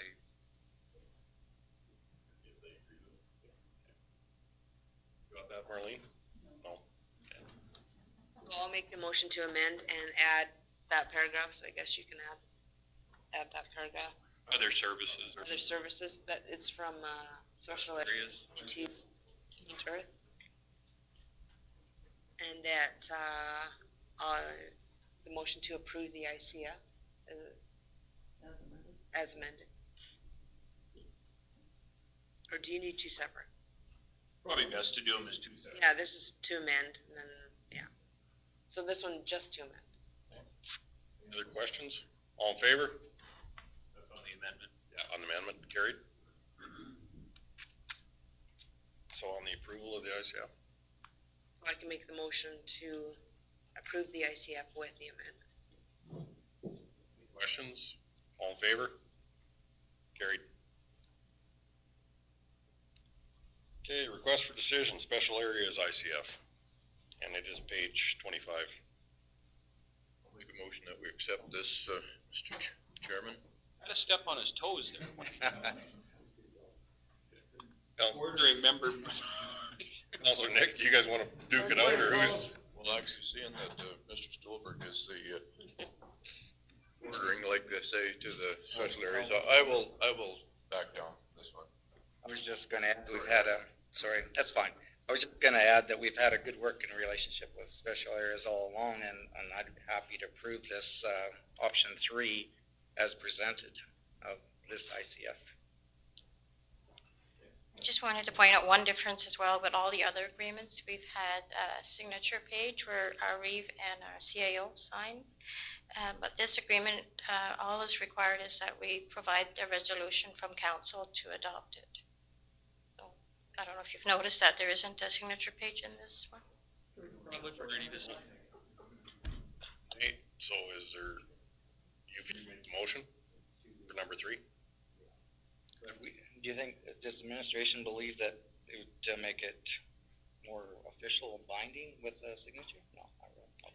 The resolution is a legal instrument by which It is, okay. No, I'm good with the option, as is. Any questions, concerns? All in favor?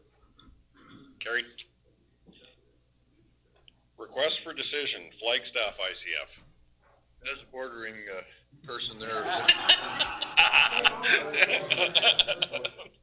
Mr. Nixon. I knew you'd pick that one up. Questions, concerns?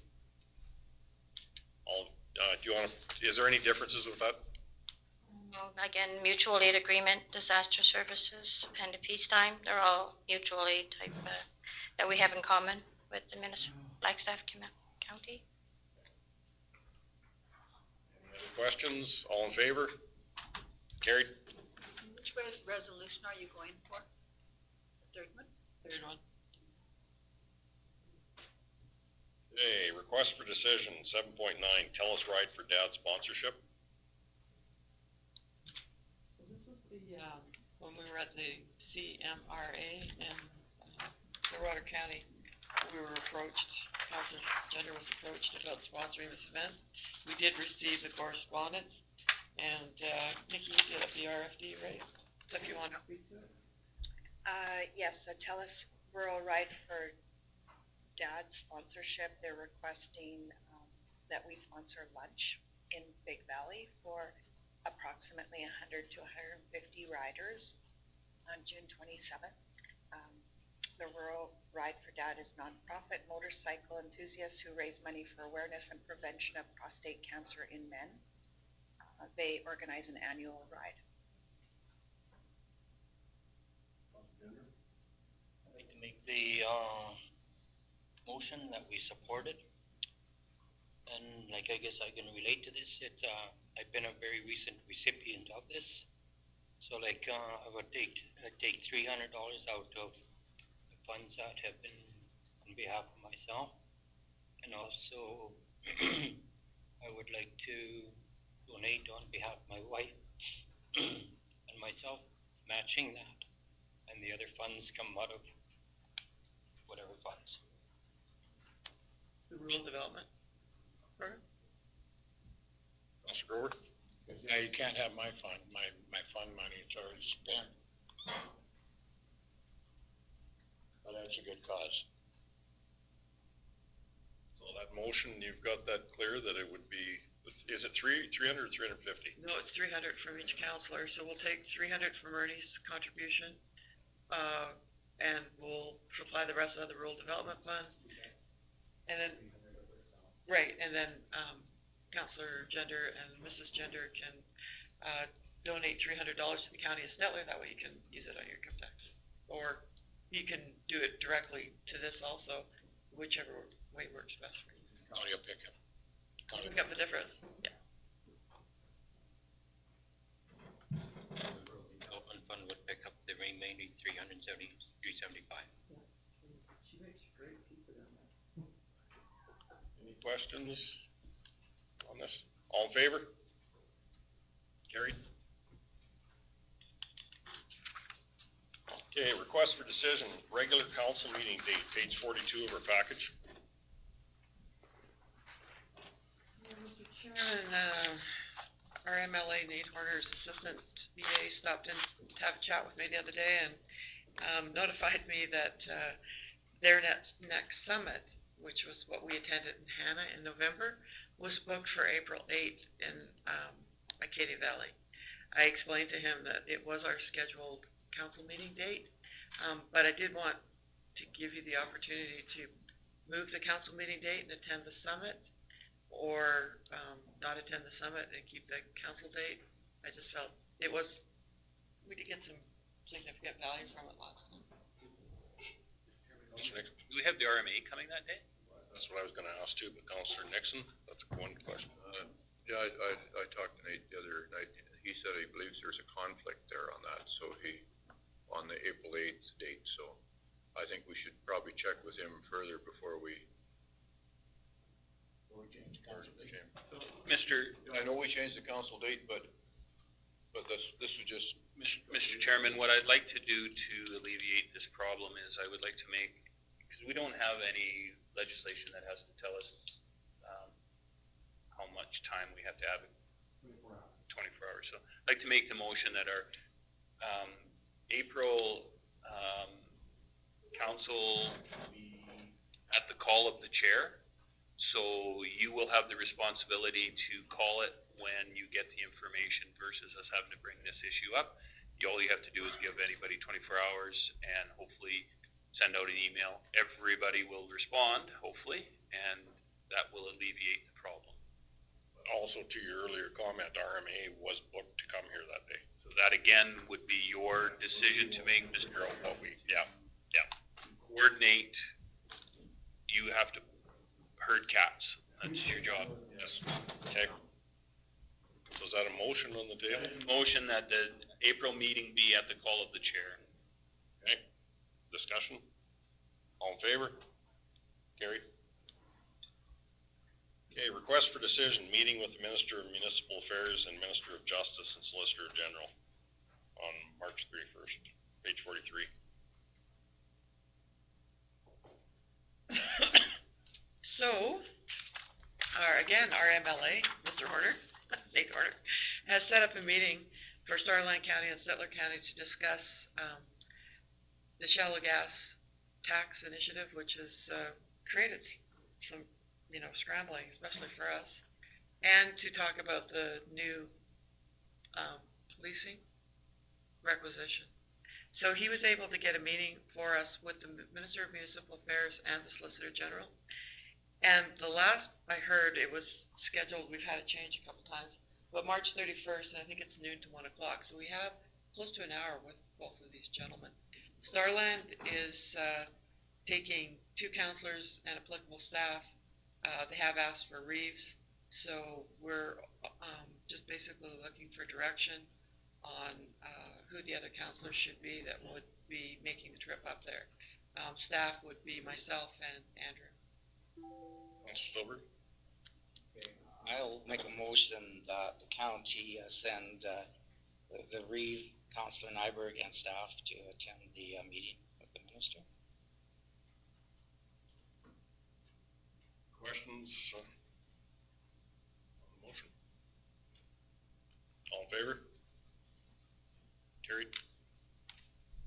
Mr. Chairman, if we could coordinate carpooling, you guys will be driving up. I imagine we can slowly. We'll take a county truck. We also want to have a meeting with Starland prior to the meeting so that we're on the same page. And we have been working towards a presentation to take with us, because you go talk to them and they see so many, it kind of goes over their head a little bit. But if you can actually put something in their hand, then they remember why we were there and what we talked about.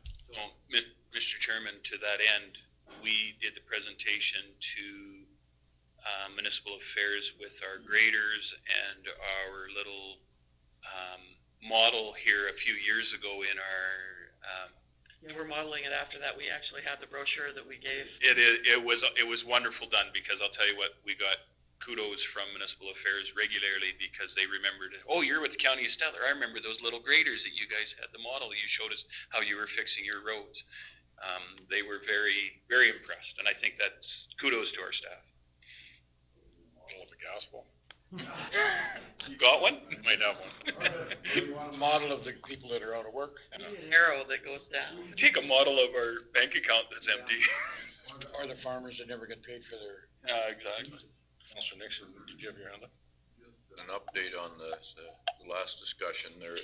We weren't the only conflict with April 8th date, so they will come back to us with another date. We had the auditor's book that day also, so she's given us April 15th as an alternative. If we can keep the April 8th date, then we're done. Yeah. Okay. Request for decision, nuisance unsightly cleanup, Red Willow. It's in the additions package, page 2. I think that's his last thing on the agenda. Done with me yet, I guess. Did we jump, Mr. Chairman? The additions? Next up is Jesse. No, that's just a motion. There's nothing. That's the next one. 7.2 is that? I'm just looking on my package. I didn't see it. 713.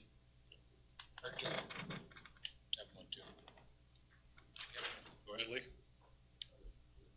The address here again. But last year we received about 5 complaints about the addressed property there at it's 33 Main Street in Red Willow in an unsightly condition with build-up materials. He had materials even on our road allowance. We've been working with that property owner for quite some time now without any luck. We've sent a few enforcement orders at this point, 2 Municipal Government Act orders, and we're ready to seek a court order to have this property cleaned up.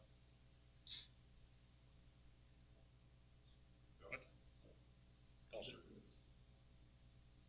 Grover? Yes, you're up first now. Yes, Dave. We had a problem with this one, and you went out there, they cleaned it up a little bit, but never did clean it up. How long ago was that? The start of this was October 2018. Before that, it might have been beyond my involvement at that point. That was before you came. Yeah, I don't have that information. I think it's time we got cleaned up. Mr. Nixon? It was just a question whether that was supposed to be 2018 or 2019. Oh, yeah, probably, that would have been 19. That's what I was thinking. What about me, sorry.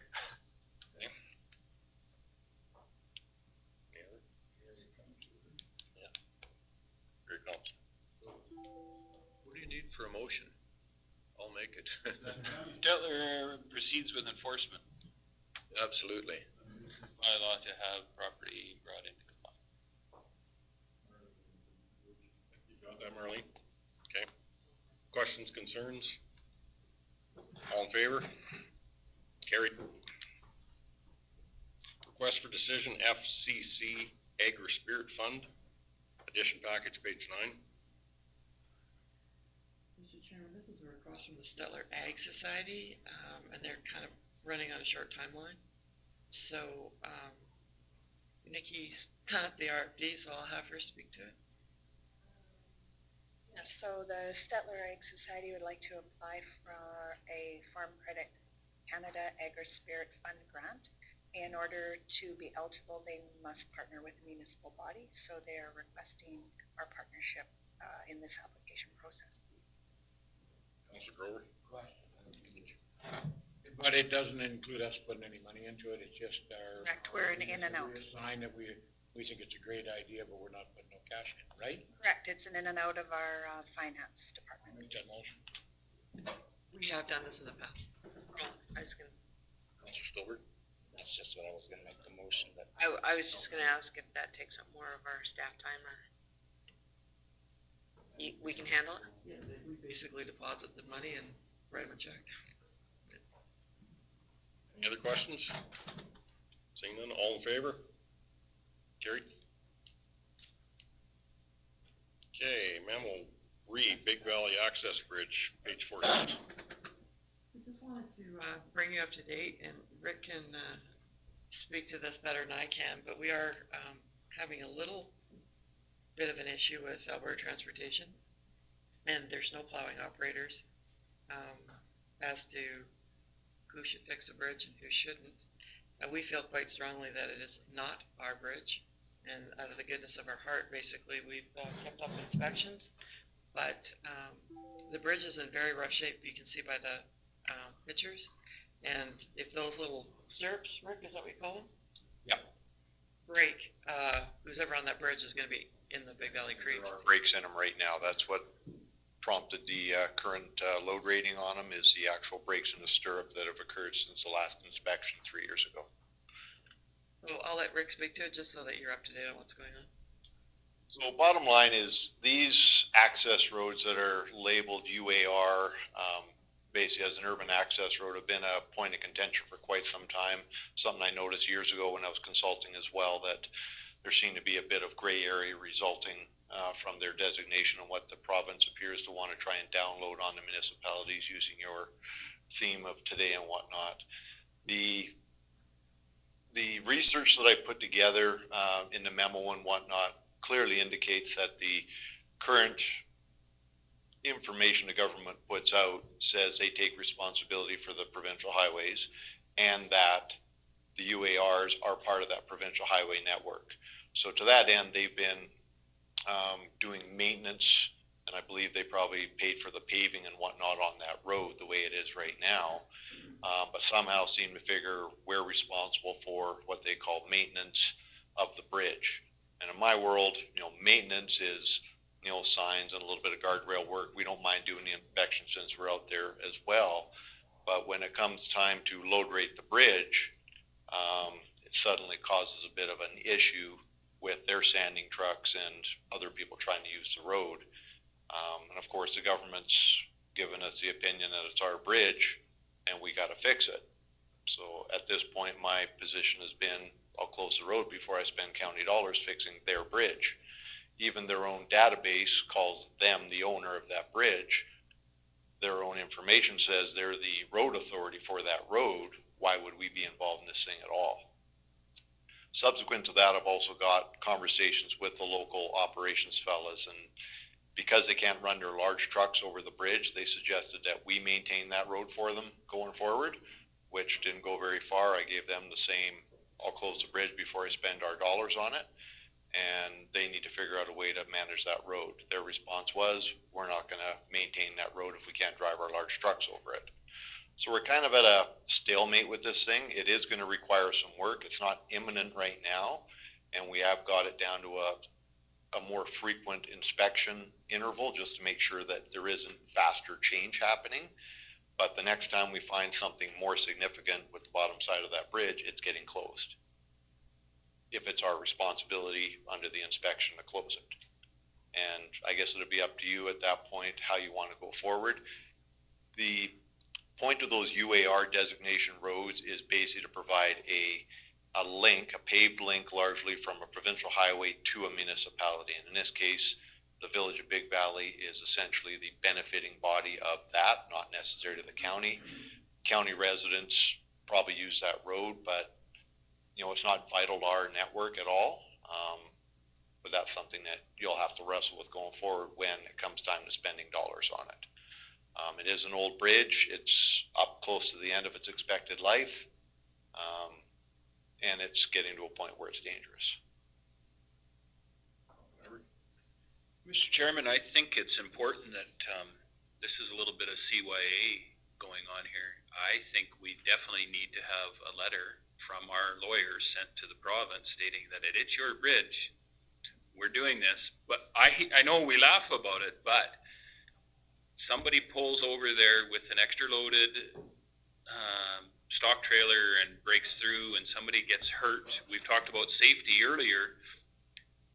The lawsuits are going to fly. We need to have a clear chain of evidence going right back to the province. You are responsible. We are not taking responsibility for this. We are closing this bridge if it becomes an issue, so that there isn't an issue down the road that they said, well, you didn't tell us it was ours. And that letter can be blanketed for all the UARs that we're dealing with, because I'm not sure I don't think they're getting it. They're just putting their head in the sand and saying, well, somebody will deal with it. Mr. Grover? I've seen this bridge. It's terrible. We got it down to 10 ton going over it now. We've already got a rate there. It got shut down. He was hauling one of the big wagons full of manure over it. Anyhow, it has to be fixed. And there's no doubt in my mind that is the government of Alberta's bridge. So why would we go, we're going to have to find another $1.5 million in our budget. That is $1 million bridge, right? Oh, yeah. With pavement. It's a single span, so it might be a little bit less than that, but you're definitely in the 500 to $1 million range.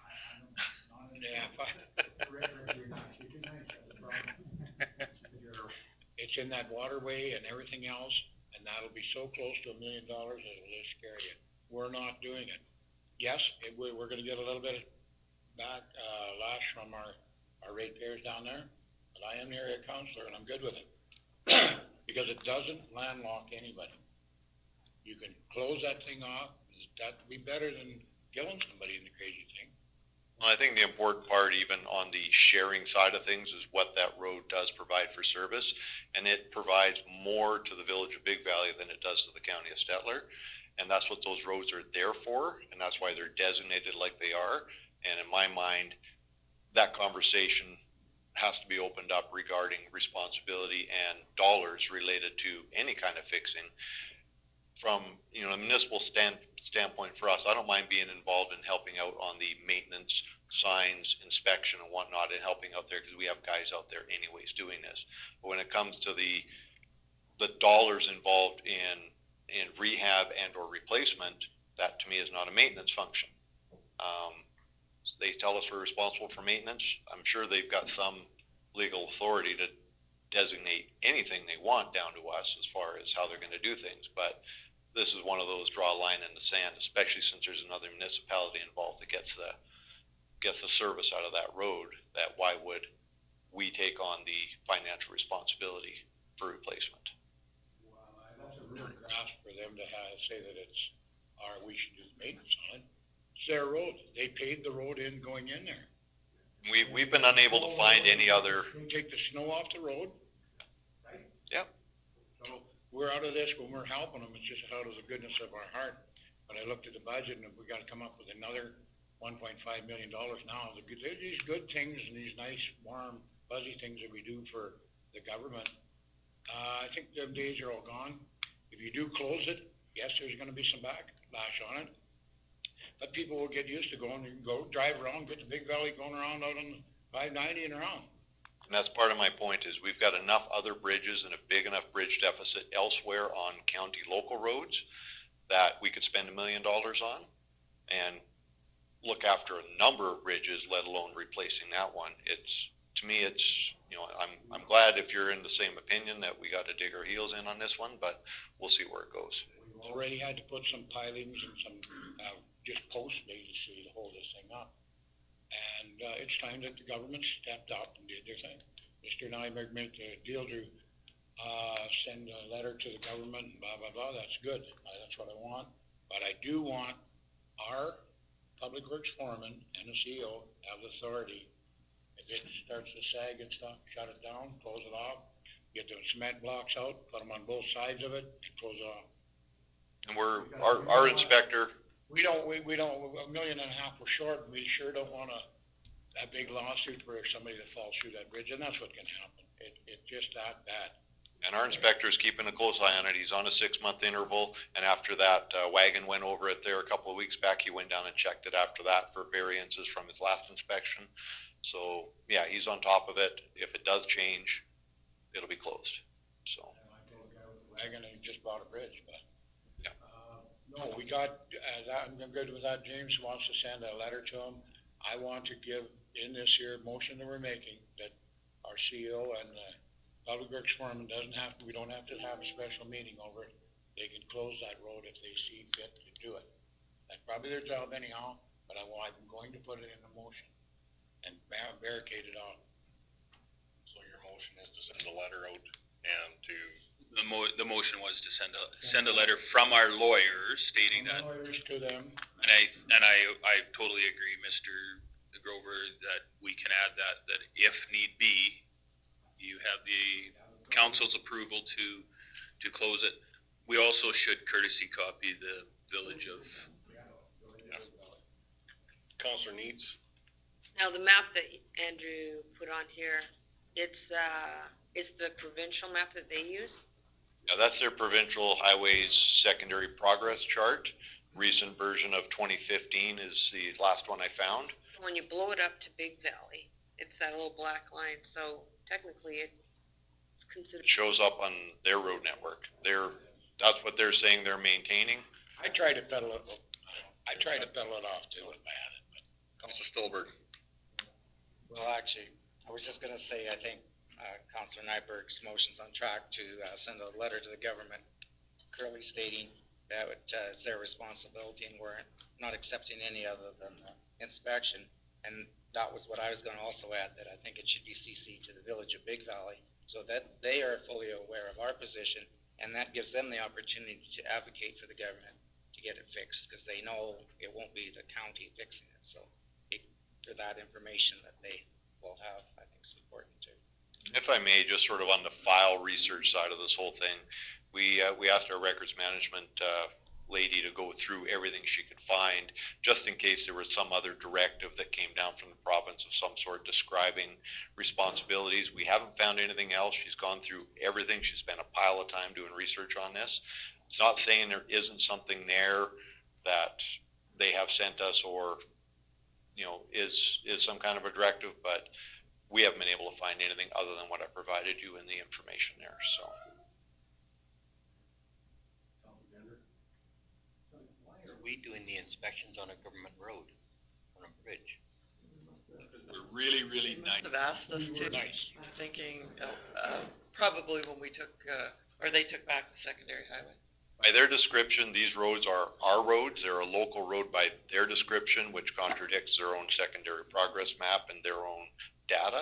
So they've got two different sets of data saying two different things. Their claim, when you talk to their operations person, it's our road and they're doing us a favor by helping us out with it. And yet all the other information tells me it's different unless they have some sort of a legal justification for dumping that road on us. The lawyers that we request that they have their own engineers inspect their own bridge. That's not a bad idea, Mr. Gender. And we have talked with their bridge branch about the inspection that we put on there. They thought we were being a little overly cautious, which I'm always going to lead to when it comes to our responsibility, that if we're concerned about something, like I said, that bridge gets closed regardless, because our inspector's not taking responsibility for somebody falling in that creek. Rate it higher than that, and if something happens to it, it's our fault. Always our fault, don't worry about it. Hey, Councilor Nyberg? So I have a quick question. The typical sanding truck, how many tons are they? Well, it's a tandem, so you're dealing with truck. Yeah, I mean, They got to be running truck and load, you got to be 15. 15, I was saying 14,000. Yeah. So they're under the 10-ton barrier, 14,000 pounds? The maintenance contract for highways, their trucks exceed the limit. So are they driving over the bridge now?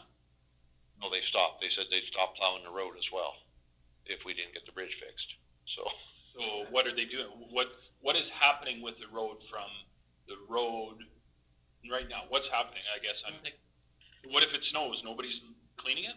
No, I mean, we may have to take a look at that because we do have a couple of places that do access their properties off of that. Skeletons is one. I don't even think Skeletons live there anymore. The one. Yeah.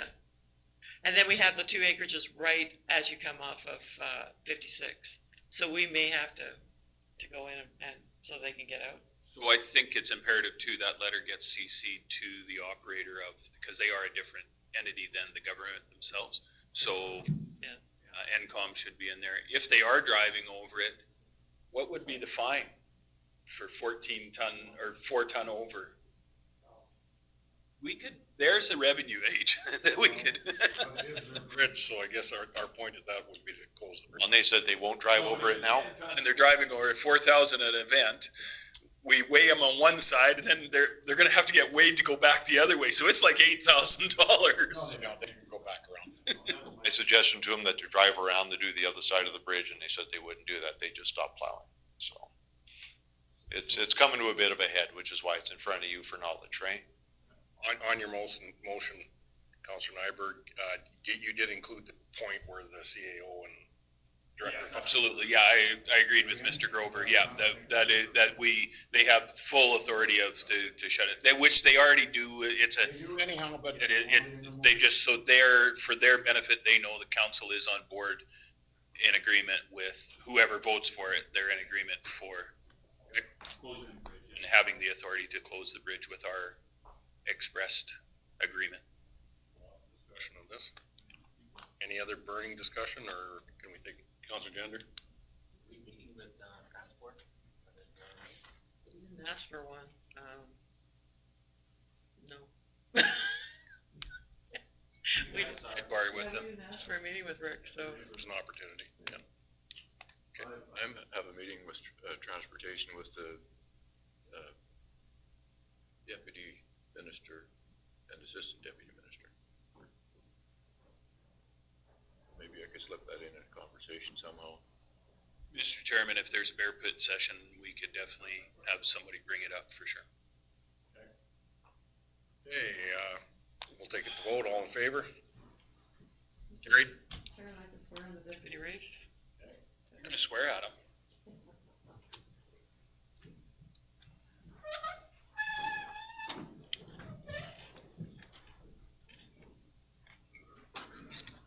I'll tell you.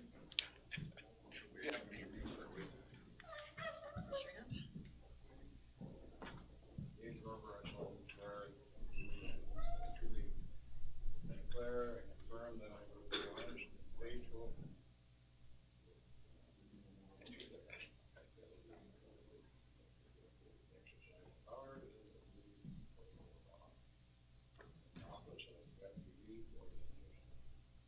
Congratulations. I'm just lucky to be alive. I don't care whether I'm here or not. Lunch. I would, Smell it. yeah, I'd like to take a minute here. I really appreciate what you guys did when I had my leaders seizure in the spring, but I knew it was good hands. We argue about a few things, but we all have the same goal in common, and that's the betterment for the county staff. Thank you. Mr. Chairman, take a break.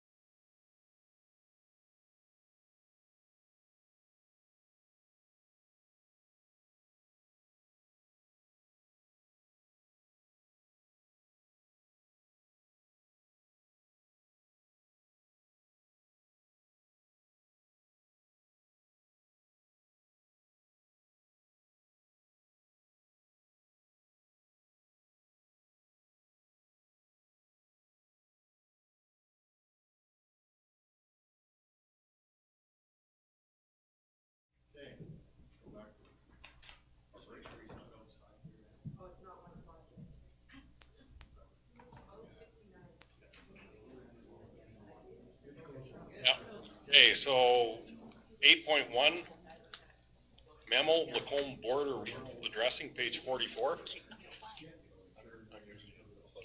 This came out of the last council meeting and when we were discussing the ICF with Lacombe County, and we do have that problem on the border. Rich is here, if you have any questions for him, but I think basically we're still working on it, right? So this is the best way to keep it on our radar and make sure it doesn't fall off, and hopefully we'll come to a solution. Did you have anything you want to tell council? Just in my memo that I sent to Andrew, my suggestion to them is going to be along our border roads that we actually have jurisdiction over, that we would apply our addressing rules along that stretch of road to match what's in our county, because we do actually have jurisdiction over those roads. Whether or not they'll agree to that, I don't know. I'm still waiting to hear back from my counterpart with the County of Lacombe. But so far, I think that's the best suggestion. Mr. Nyberg? Mr. Chairman, so Rich, what, we talked about double signing the other side at one time. What kind of money would we be looking at putting our signs also on those? It might lead to some confusion, but I mean, there's also too, I don't know.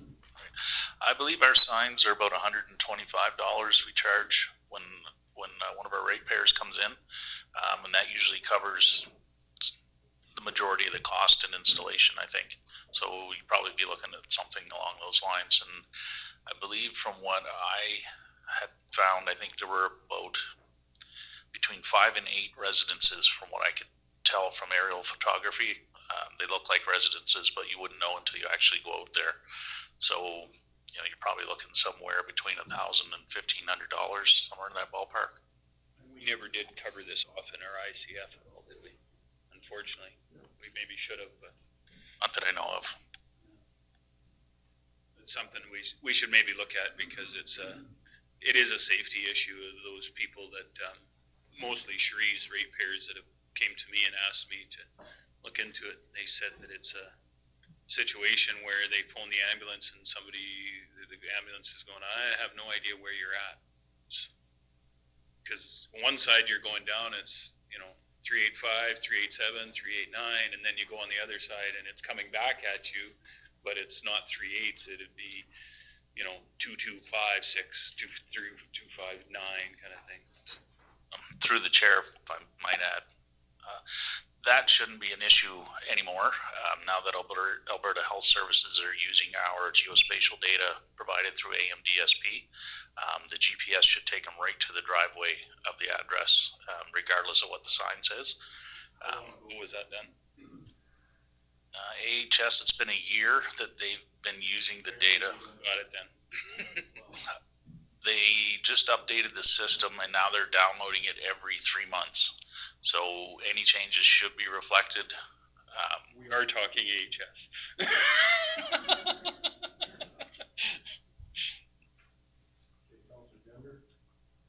We have control of the south and west boundary. So the one over on the west side, is it a residence that's within our own county, or is it on the opposite side? So that's for roads only, Mr. Gender, not the signage on that side. It becomes theirs on that side.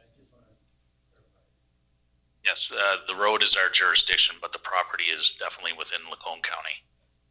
It would be the same as on the east side of our county. We share a road with the county of Paint Earth, but we've got an address that's on the county side. So how do we sign that one? So we use the same addressing rules as Paint Earth County does, so there wouldn't be a discrepancy between the numbers there. The issue here is that Lacombe County uses a different method. They use a 40 address interval, I believe, where we use an 80 address per quarter section. So that's where the number differences are coming into play. But the other thing to consider too is where the approach is located. If the approach is on the County of Stettler side, then we're responsible to address it, even though the house may actually be in Paint Earth County. If their approach is in Stettler County, then it's our address. Is there any reason why they could not also have their address on it? two addresses on at the approach? Is that? Come up on the GPS as the same location. It should, yes. If Lacombe County is a member of the AMDSP, which I'm not sure if they are or not. Just to clarify a little bit, if I could. So there's only 5 counties out there that are using this other. So County Lacombe is out on everybody else is using one system, and there's about 5 that are using other. For them to change over to the new system would be, like, we're talking $50,000 to change all the signs in their entire community. Yeah, exactly. But unfortunately, it's just on that one border. Every other of our municipalities we share with, right? It's just Lacombe has had that problem. That's why I brought it up at the ICF time, because this was brought to my attention and I thought we needed to fix it. Yeah, my question was just going to be, are they the only ones not using the new system? From what I've been able to read, Lacombe County was kind of a pioneer of rural addressing, and they implemented theirs in 1995 and wrote the rules. Unfortunately, the province didn't take any of that into consideration when they implemented their best practices in about 2010, I believe. So that's where the discrepancy is.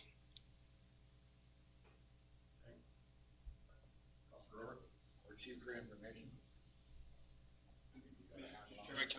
Can we just table this because I'd like to leave it on the book so that it doesn't get forgotten. Because of this, the simple fact is the only reason it was brought up again was because it was brought to me like a year and a half ago and then asked again, and then when the ICF came up I thought about it again, so it did fall off the books. Yeah, it's good to keep it on the radar. Good enough, Ted. Move on. You can just bring it back to next time. Bring it back next time. Any information. Okay, I see our delegation is here. If you'd like to come up beside CEO Cassidy. You can, if you want to sit or do you want to stand, what do you prefer? Because you could sit up here if you'd like, or you can stand there, whichever you prefer. I'll stand, sir. Appreciate your time. Apologize for my tardiness. Roads were worse than what I expected with the drifting going on. We should probably do an introduction too, Bruce, for you. I missed that, so starting with Marlene.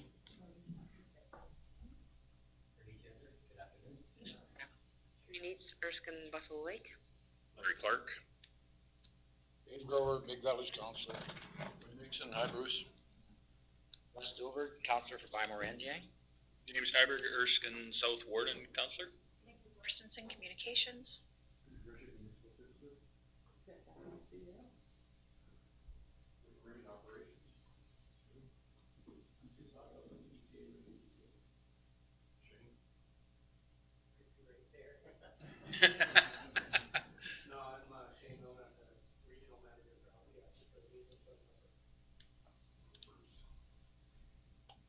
Thank you, folks. Appreciate your time today.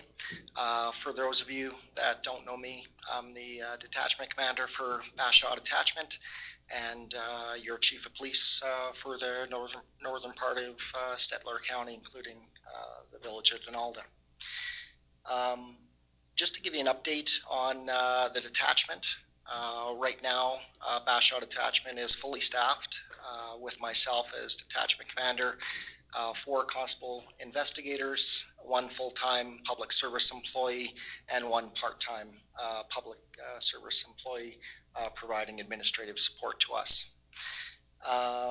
As part of succession planning, we do have a new recruit graduating on March 20th who will be joining us the latter part of March, trained by a senior officer for a 6-month period. Once that is completed, then we will be allowing that senior officer to proceed, and our newest member will be taking that spot. So we won't be running any vacancies. That was part of our planning, was to double blank these 2 members and have him take the place of the member that's transferring out. Experience-wise, my members vary anywhere from 8 months service to myself with 16 years service and anywhere in between for the members. If there's anything that comes up as I go along, please feel free to ask. Just want to provide an update in relation to our criminal stats for the year. So these stats would be January to December 2019 versus our 2018 stats for the same period, the January to December. For criminal code offenses, persons crime has shown to have an 11% decrease. Property crime has a 15% decrease, and all other criminal code is showing a 15% decrease. For our specific property crime, we've had a 16% decrease in relation to break and enters, a 5% decrease in relation to theft of motor vehicle, and a 33% decrease in theft under 5,000 files over 2019 versus 2018. So, as a result, total criminal code offenses for Bashaw attachment jurisdiction, we've had a 15% decrease overall when compared January to December 2018. I contribute much of that to our initiatives that we have in place, with credit going to our residents, Rural Crime Watches, our industry partners, that are putting us in the right place and allowing us to effectively respond to incidents that are being reported. I can show through our statistics that we've got over a 350% increase in reporting of suspicious vehicles and persons over the last 4 years. So I know out there there's some view that people aren't reporting, and that's why crime stats are down. I would argue that, and I can prove that with stats, that with the increase of that reporting shows that people are interested, people are working with us and allowing us to respond. So are there any questions in relation to our crime stats? Yes, sir. Vehicles getting stolen, you said it was 5% less. How many vehicles were stolen last year in your area? In our area, I don't have the exact stats with me for number. We'd be somewhat in the range of 40. I don't think you mentioned it, but how big is your police force? It's myself and 4 constables. So do you guys have out in our area, we have a WhatsApp deal going on, or you guys have that out in your area as well? So we don't participate in WhatsApp up in the Bashaw area. Generally, we'll run things through our Rural Crime Watches, and we'll use their apps through the Rural Crime Watches. Some of the concerns I have with WhatsApp is the information that's distributed. Sometimes there's a lot of speculation. There's things that are said that could be problematic. Because if we're involved in using that information, that becomes disclosable. And when we have to produce that in court, and not saying that this happens, but I'll use it as an example, if somebody's using disparaging type remarks or what they intend to do to the individuals responsible, that can be problematic for the RCMP, for those individuals making those type statements. So we don't formally use that in the Bashaw area. But is there one set up for in your area that you know of or not? We use the apps through the Rural Crime Watches that are much more controlled, and it's controlled information versus information just coming in from everywhere. I've never seen the Rural Crime Watch one. I just know the WhatsApp, and you can almost track that person by what's going on with the people in my area. Yeah, there's a vehicle here, it's here. Oh, it's made it to Armstrong's. Oh, it's made it down to Chapman's. It's made it down to McComish's, and it's been fairly useful in our area, I think. Absolutely, it has, and we've been involved directly in that on some of our higher files where we work with Stettler detachment on a regular basis. The one, and I'll refer to it directly, that where a prolific offender, Stettler area, broke into an occupied farm. And the charges have been laid. I'll name who it is. It was Kyle Grams at the time, and broke in with a young 17-year-old fella in the property. We used that information coming in from the community members to allow us to respond, and Phil Penny and I located him in that residence and arrested him. So it is a tool. We just have to be cautious with the use of it. It's good to know that information so that if I'm talking to my neighbors, to tell them to shut up and use better language and common sense. That's good. Questions? Nobody's got their hand up, Bruce, so go ahead, please. Just a couple, and apologize, Wayne's heard this already, but I will share some good news stories for you. The first one was an armed robbery that occurred in the village of Alex. Quite high profile, got a lot of media attention. It was December 20th where the individual arrived in the village on a snowmobile, entered the village with a large machete and a long barrel firearm, and committed an armed robbery. We had a number of witnesses who provided information to us that further put us in a position to locate this individual. The key piece of evidence was provided by a community member who knew an individual. Individual's a Ponoka County resident, and identified the individual who was hauling a snowmobile on a trailer that wasn't properly tied down. That allowed us to work with Ponoka Detachment to respond, and what we found was that individual was wanted on arrest warrants out of Bashaw Detachment. So in the course of dealing with that individual, he was arrested at his father's residence in Ponoka County, brought back to Ponoka Detachment, where he was found to be in possession of some evidence from the robbery. So if it wasn't for that key piece of information provided by that vigilant community member, that possibly would have went unsolved or not solved as quickly.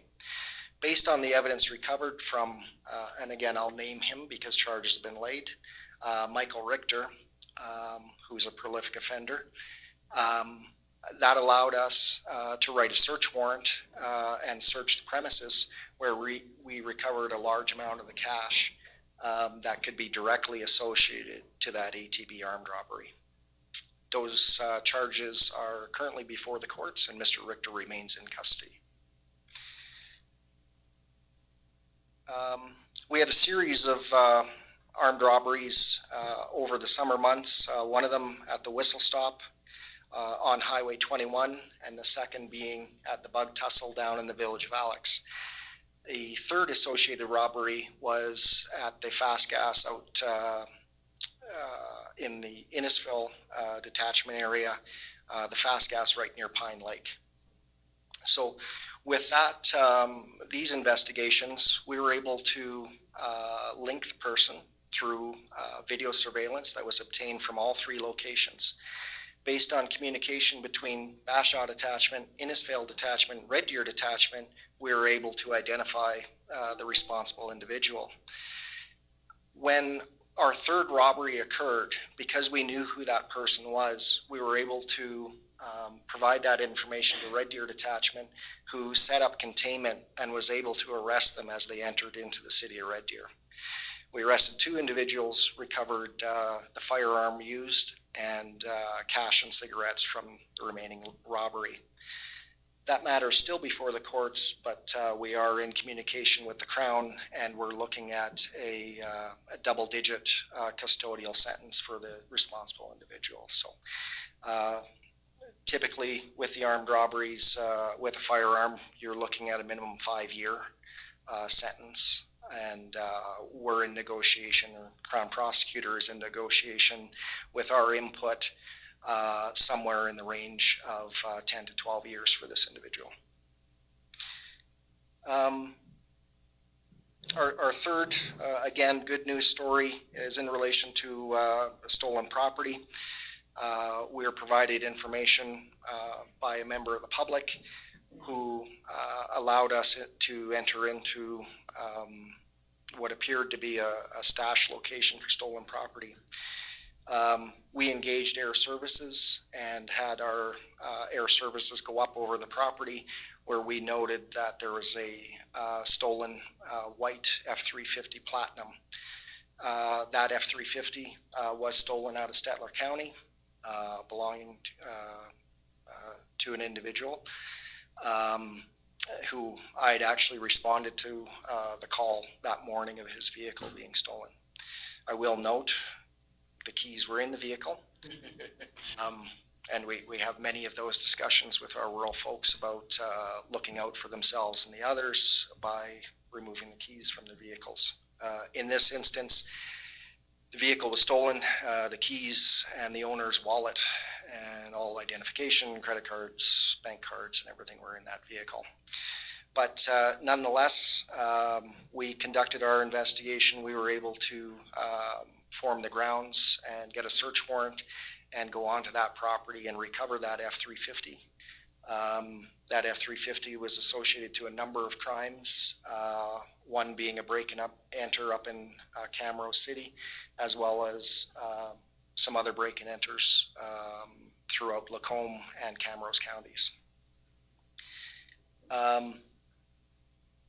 We recovered the F-350, 2 other stolen vehicles, 2 stolen quads, a stolen side-by-side, and numerous other generators and other property that was deemed to be stolen. That matter is still before the courts. The individual, again, I'll name him, Nicholas Klink, is a resident of Lacombe County, and he is currently on pretrial release right now, being monitored by Stettler probation. Our last real good news story is some of you may be aware that we developed a community wellness team in Bashaw, and the community wellness team is comprised of our support services, so Bashaw and District Support Services, a component of our education being adult education, in addition to our local school administration, and Bashaw RCMP. So this group, what we do is we work together collaboratively and provide support to our families and individuals that are experiencing problems, whether that be mental health type issues, addiction type issues, or social economic type issues. But we attempt to provide full wraparound services for these folks. What we've seen is some success that we've been able, in working with Alberta Health and the Primary Care Network, is we have a full-time psychologist now in Bashaw 1 day a week.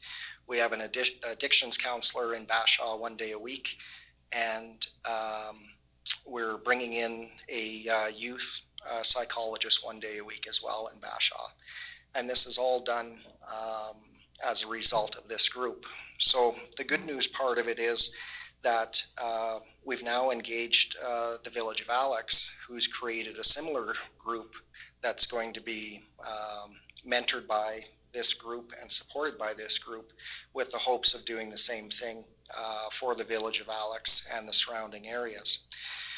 now that we've proved this concept, we are also looking to engage the village of Donalda and encompass some of our smaller communities to provide similar supports.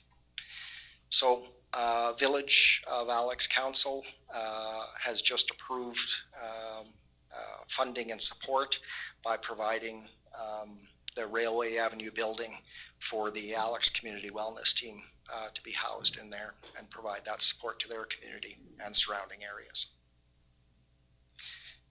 So folks, that's all I have with Bashot attachment for last year. Do we have any questions? I found it quite interesting how you contacted the local business people up in your community there, and could you talk a little bit about that as far as crime prevention? And also, I know you've been involved with our infamous 601 place, and so maybe you could talk on that a little bit and how we could perhaps do it a little more strongly than we are now. Absolutely. So when I first arrived in Bashaw, one of the things I did to get to know the community is I visited every business there. One of the most valuable places for police to go is post office, because everybody goes to the post office, and quite often the postmaster, mistress is quite knowledgeable about what goes on in the community. And I would ask the question to that individual directly as, well, who's bad here? And quite quickly they would tell me, well, so-and-so sells drugs, so-and-so drives drunk, so-and-so. Oh, you're ratting out the postmistress. Well, where that may be, that's community policing. So with that, because our community members all come to the post office, I would then have a discussion would be very similar. So who's bad here? And I use the rule of when I heard the same name 3 times, that was my flag to go and talk to that individual. And how that went generally was letting them know, introducing myself and letting them know I'm the new chief of police here.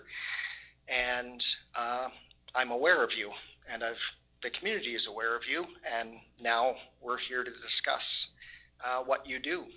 And generally, and again, this wouldn't be threatening in nature, it would be a discussion of, you would have a choice, either to stop what you're doing,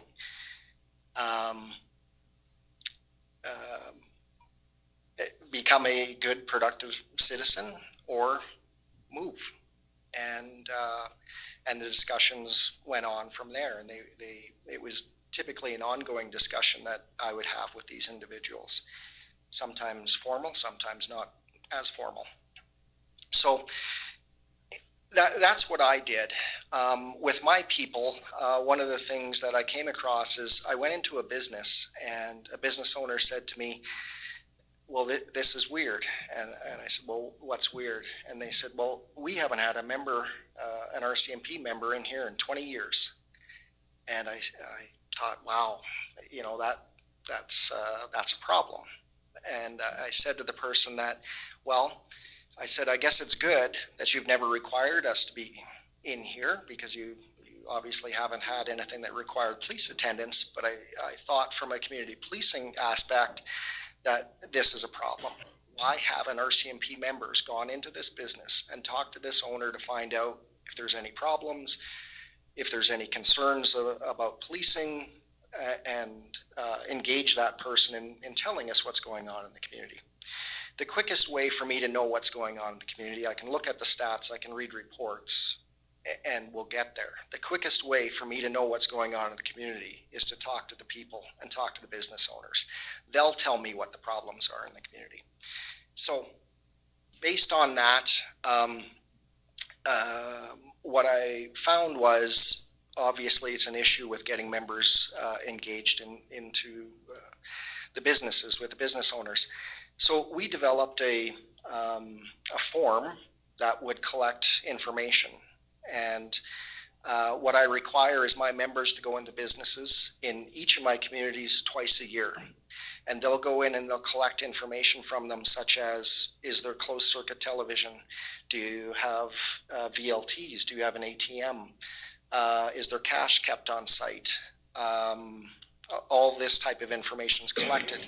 We then put this information into a database. Information such as, is there closed circuit television, is very important to us, and important to us every day as this goes on.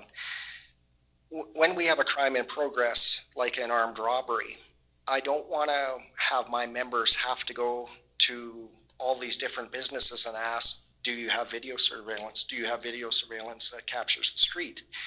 What we've done is we've plotted it on a Google map that shows us where the businesses are. So this allows us, because I have limited resources, to respond quickly and efficiently to know that go to these businesses, or these, instead of all the businesses, go to these select businesses because they have video that may assist us in identifying who this is.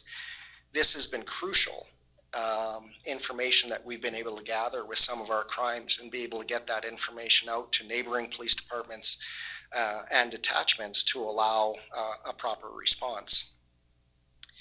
With that, it's getting the members out into the businesses. It gets me information that I'm able to use to more effectively dispatch my people and do a better job in policing in a smarter way. With individuals that have ATMs or VLTs, you are at a higher risk for a break and enter or for an armed robbery if you have those two pieces of equipment in your business. So with that, we would go to the businesses that have ATMs and discuss the placement of the ATMs, their procedures with ATMs, possible things that can be done utilizing crime prevention through environmental design to help fortify those locations. As I know you're all aware, throughout the province, Stettler and county has been hit directly with ATMs being stolen out of businesses. I find that it's incumbent upon us that if a business has it, it's our job to make them aware, in case they're not aware, that you are at a higher risk for a break and enter. With VLTs, because you're required to have cash on hand in support of those VLTs, you are at a higher risk for an armed robbery. So one of the things that I'll do as well is once a year I bring out investigators out of AGLC, and we'll go to every location that has VLTs, and we'll review their cash handling, we'll review their procedures in relation to those, and we will provide education and best practices for them as well. So those are some of the things that we're doing with the businesses. Again, because for some members, it's not their comfort to go in and talk to the business owners. The use of the form is twofold. It makes them go into the business, makes them speak to the business owners and the customers that go there, and it allows me to gather valuable information that I can use for an intelligence-led style policing, police smarter and more effectively. Did that cover it off, Wayne? You want to touch on 601 a little? Absolutely. So prior to being back in general duty, I was a gang unit member up in Fort McMurray for 6 years, and then in Red Deer for about 3.5 years. And my job was, I didn't respond to calls at all. It was completely proactive type police work. And our job was to disrupt criminal organizations or gangs. So I've got a background in that type of policing. And one of the things that I learned, and this came from directly from a Hell's Angel member, was and this was down in California. It was an interview provided to law enforcement, and he was a high-ranking Hells Angel member, and what he told law enforcement was, all the big projects you did, you spent all the money, and you got us with some drugs, and you got us with some guns, and a number of other things, and yeah, it affected us. But what really affected the biggest motorcycle gang in the world was death through 1,000 paper cuts.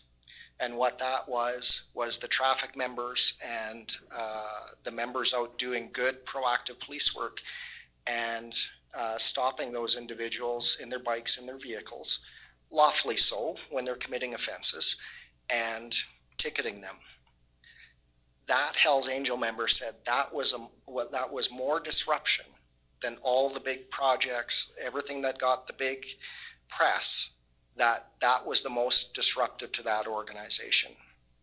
So in relation to the 601 farm, there's a number of ways, if that was in my jurisdiction, and I'll give credit to the Stettler detachment, has done a great job with a difficult location and difficult individuals there.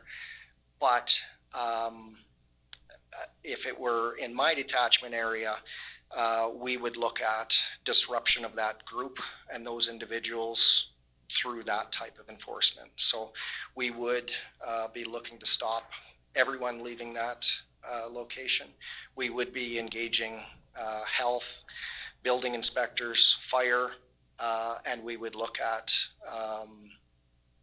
inspections, lawful inspections of that property in support of the community and proper enforcement of the law and regulations that we're able to use. So we would use this when I was in the gang unit. We would go into businesses that were owned by individuals associated to gangs, and I would go in with health, fire, building inspectors, individuals from the city to inspect business licenses, and we would do enforcement. We would do collective enforcement against those individuals and or businesses. We were careful that we didn't single out anyone. We did that with all the businesses. Just what I was able to find was generally those individuals didn't follow the rules, and as a result, they suffered the consequences. So in relation to 601, I would have a proactive approach to anyone leaving that property, and I would engage my partners in the other regulatory bodies to address deficiencies on that property and deal with that property and that owner that way. We have done that a little bit we've got a cleanup order on there, and there's some serious tax dollars owing that either need to be paid or it goes up for tax sale, which hopefully will clean up a lot of that problem. And those type of things, that's exactly falls in line, and sometimes the criminal aspect, I won't say isn't there. The timing for us to do any type of criminal enforcement isn't there, so we have to think outside the box on how to address community issues. You want to talk to or do you want? Okay. We had quite a discussion earlier today. It was seemed to be have our peace officers and what duties they are engaged in and doing, and one of the ones that came up was definitely speed enforcement on our double-digit highways. Right now, they are not authorized to do it, but we can definitely apply to have that done. So we talked about mandates and where it falls in, and there is definitely a downloading, and we don't in any way blame you guys as much as it's provincial and federal governments that are leaving your guys' detachments, what I would say cash strapped and member strapped. That being said, there is a real void that's going on, and I'm not sure how you guys are addressing it. And the other one I'd speak a little bit to was we had some discussion around arming our members for animal dispatch. There was an incident that was over 8 hours away. Just maybe some thoughts on from your perspective on either one of those. Well, all the help we can get in relation to enforcement on the roadways and providing safe roadways to the public is, would be appreciated and supported by us. We do have a very good working relationship with our traffic services. We're a unique detachment where we have 3 traffic service units patrol our area. One of them being Stettler, the second being Wetaskiwin, and the third being Blackfalds. Now, the way sheriffs now? Well, so some of them are straight RCMP units. Stettler, for example, is just RCMP members. Wetaskiwin is an integrated unit, so sheriffs and RCMP members, as well as Blackfalds is RCMP and sheriff units. However, the way Bashaw is positioned, we're right at the end of their patrol areas. So Bashaw's a half an hour from everywhere. And yeah. And so we do have a good working relationship. My members are tasked with, we know that traffic enforcement typically will lead to further criminal type investigations. They are all aware of that, and we use that regularly as part of our enforcement. However, with my limited number of members, that is not their primary area of responsibility. Is just we can't do traffic on a regular basis because we're responding to calls, we're involved in criminal type investigations. So with that, we do attempt to leverage ourselves with engaging several times a year. We're getting ready to come up with one with seating coming up, is we'll engage our county officers. Generally, Stettler hasn't participated with us just because that wasn't in place, but our Lacombe County, our Camrose County,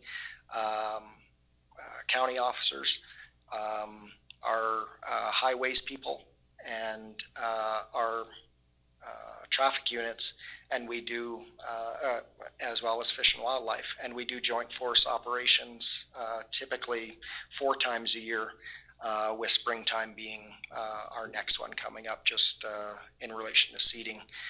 When seeding happens, again, no offense to anyone, but some of the vehicles that come out on the road during seeding and harvest probably shouldn't be on the road. And it's, again, because I'm aware of it, we have to at least do some type of enforcement and education through that to address that. So long and short, to answer your question, any support by the county officers in relation to traffic enforcement would be a plus for us, and we would be more than happy to work with them. I know your county officers and really good gung-ho group, and would be more than happy to work with them and support them in anything they do. So what about and unfortunately, dispatching of animals happens. We had the unfortunate incident down in Lethbridge with an individual that maybe was less than trained in the practice. This becomes a real cost to us. We're facing almost $1 million deficit in our budget that we originally thought we had budgeted or balanced almost 2 months ago. these are downloadings to us, and I'm just wondering what's your guys' mandate? Where does the dispatching of an animal set on your priority list? Probably bottom of the list, I would imagine. Well, no, we go to many, almost daily do we go to them. And we're aware and cognizant of the individual who sees that animal suffering is a concern to us. And they're calling us because they want help. And it's important to us to go and dispatch that animal appropriately. And we do it on a regular basis. And it's my thing with any call we get. It's important. Yes, they are prioritized based on the seriousness of the call, but they are important and they do require our attendance. I will not in any way support my members in Bashaw as being telephone type police officers.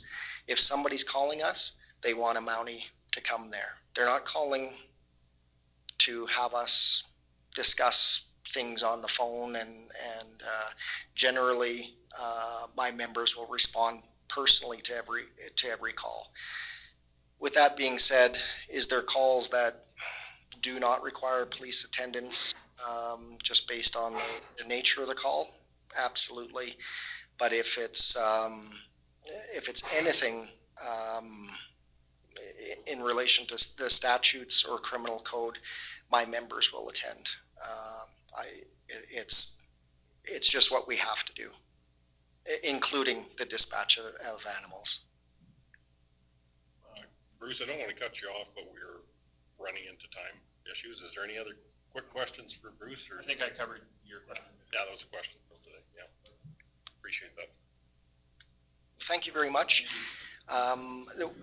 In relation to firearms, with your county folks, I would just want to ensure that, of course, with the regulations, that they're removed from vehicles, stored properly, all that good stuff. There have been times in the province when those type firearms and equipment go missing, and then it becomes an issue. Thank you very much. Thank you, folks. Yes. I wonder if I could put a quick question in about the pepper, what do they call that thing? Pepper ball gun? That was something that, I guess mostly for use against animals, I guess dogs or something like that, vicious animals for our peace officers. We talked about that a bit this morning too. Do you have any experience or knowledge of that? So my only exposure to those type of less lethal options is through an emergency response team. Emergency response team will have a number of weapons, including access to that type of weapon. Personally, I have no experience in it. For dogs, our OC spray is effective with dogs. Fire extinguishers are effective with dogs, and we've had to utilize that with entries to properties and or containment of animals that could cause us harm.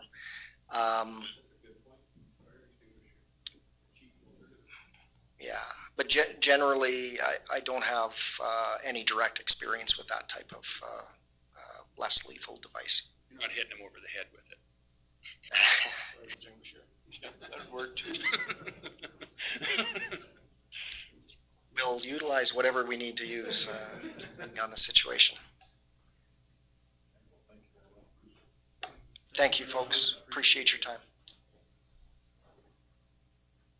You're welcome to come and talk to us at any of our meetings if you just. Chairman, just one thing, and I hate to take up any more time. Is there anything that you can or need from us? It's a two-way street, and I always like to put that out there. Well, excellent. I appreciate that. No, I just I'll pass along to you that I know I don't have a lot of Stettler County area, but I'm more than happy to come and let you know where we're at, address any concerns, with you and work with you wholly with the small area that I do have in Stettler County. Thank you, though. Okay, back to our unfinished business. Request for decision, secondary highway maintenance signage, page 45. Yes, Mr. Chairman, this is just following up on a request, I think it was January council meeting, and administration is just looking for direction from council.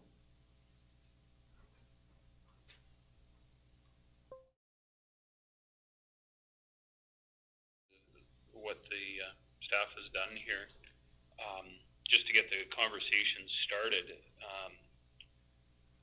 I'm not so sure I'd like to put this in all of the areas, but I think it is imperative that maybe we have signage installed in 3 particularly areas, one being in Les's area, the secondary highway that borders Mr. Grover and myself at both ends, and then also the secondary highway that is up towards Mr. Nixon's area. Those 3 locations right now is where I hear about the most complaints coming from. It's really sick, and the one north of Gadsby, I hear about them and I ask them to phone into. And I mean, we should start somewhere, right? If we do the 3 for now and then look at another situation, I don't know. So, you're talking 850 or what? 852.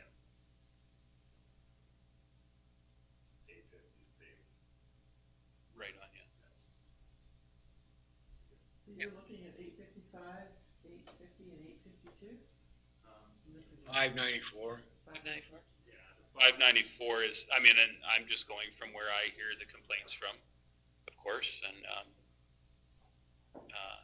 I could see us expanding that to 601, 852, 594, and then 855. So 4 locations. With that being said, there'd be how many signs? 8 signs at either end? And that would bring the cost down probably half of what we've been quoted here approximately, I'm thinking.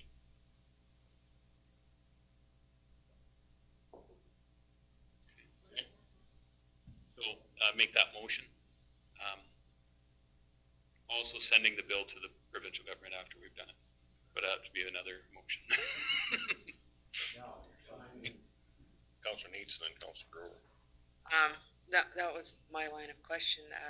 We had this conversation with Department of Transportation, and we said we could put up the signs, we would send them the bill. They didn't say they would pay for it, but I do believe that those are their highways, and we did have that conversation with them, how important it was to maintain those roads. Well, what will the sign say? Quit bugging your county councilor and start bugging the people that can do something about it. I'm serious. This roadway is maintained by Alberta Transportation and basically I see. Mike Damberger's Phone number, yeah. And the person that should be called. We have to do something, and I am not joking about sending the bill in, so. Well, that's MCON number. Okay, So, right number on. Chairman, to that end, and I agree 100% with what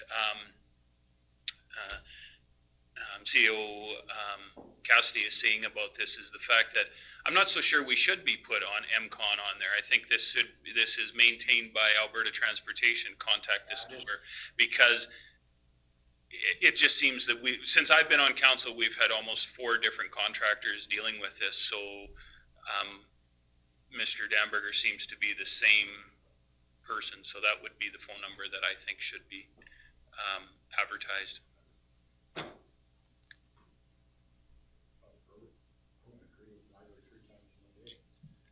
Hell is freezing over. It's going to.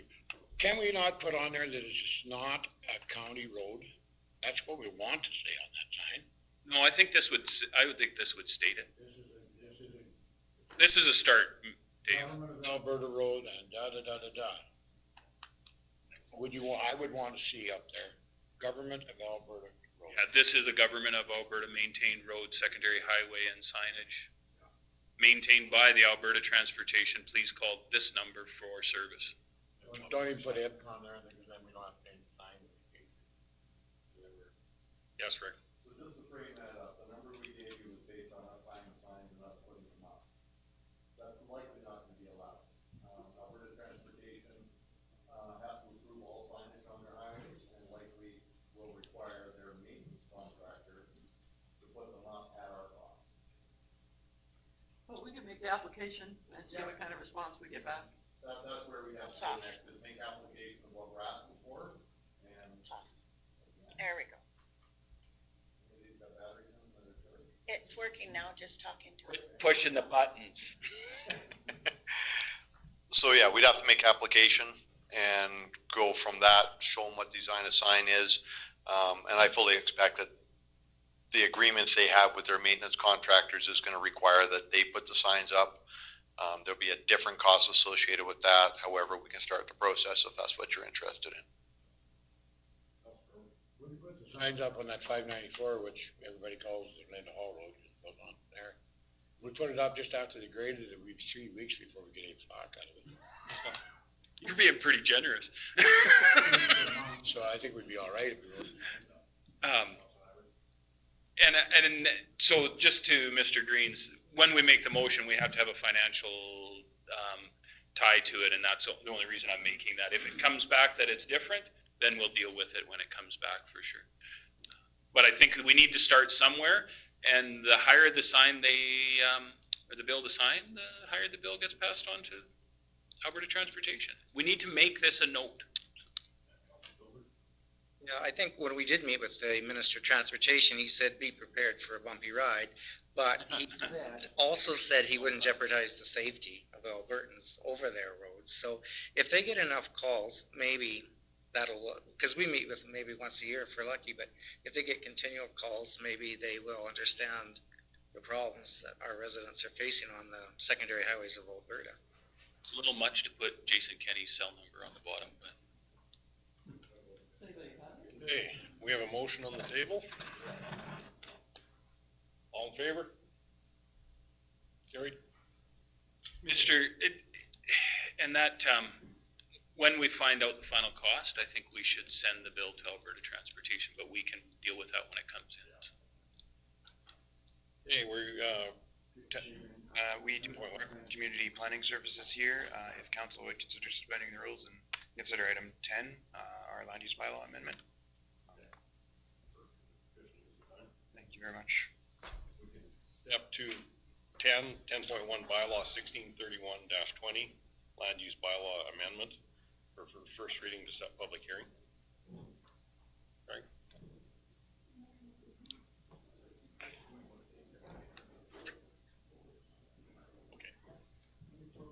She'll get that. Good afternoon, Reeve Clark, members of council. Thank you very much for the opportunity to present bylaw 1443-10. So this is for first reading for some of the changes we've been working on in the hamlet of Botha. I'm going to say some brief remarks, and I'm going to hand over the bulk of the presentation to Natasha Wright from our office.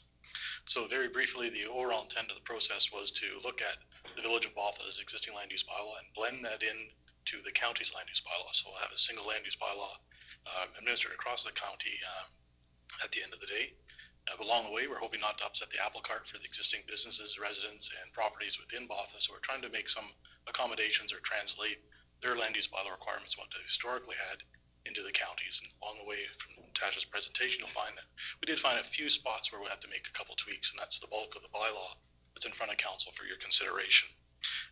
In terms of this, so Natasha will do the presentation on the content. In terms of the structure, I wanted to say a couple words. It's written for the bylaw, if it looks a little different than what you're used to seeing, for the person that would actually have to go into the county's land use bylaw and make the edits.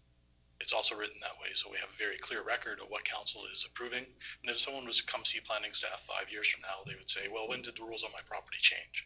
And we could go back and we can find that. So if you're wondering why there's 9 pages of bylaw, that's why it's structured that way. It's also structured that way if council disagrees with 1 or 2 of the points or wants to amend the points, we can quickly identify those and make the adjustments.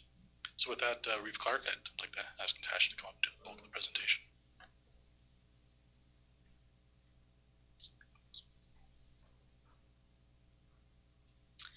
Okay, thank you, Reeve Clark. So just going to make sure that I know what I'm doing here with the PowerPoint. Okay, so the purpose of bylaw 1631-20, as Craig mentioned, is to incorporate the former villages development regulations into the county's land use bylaw regulations. And in that process, we want to make sure that we're maintaining a status quo for landowners in the village of Botha.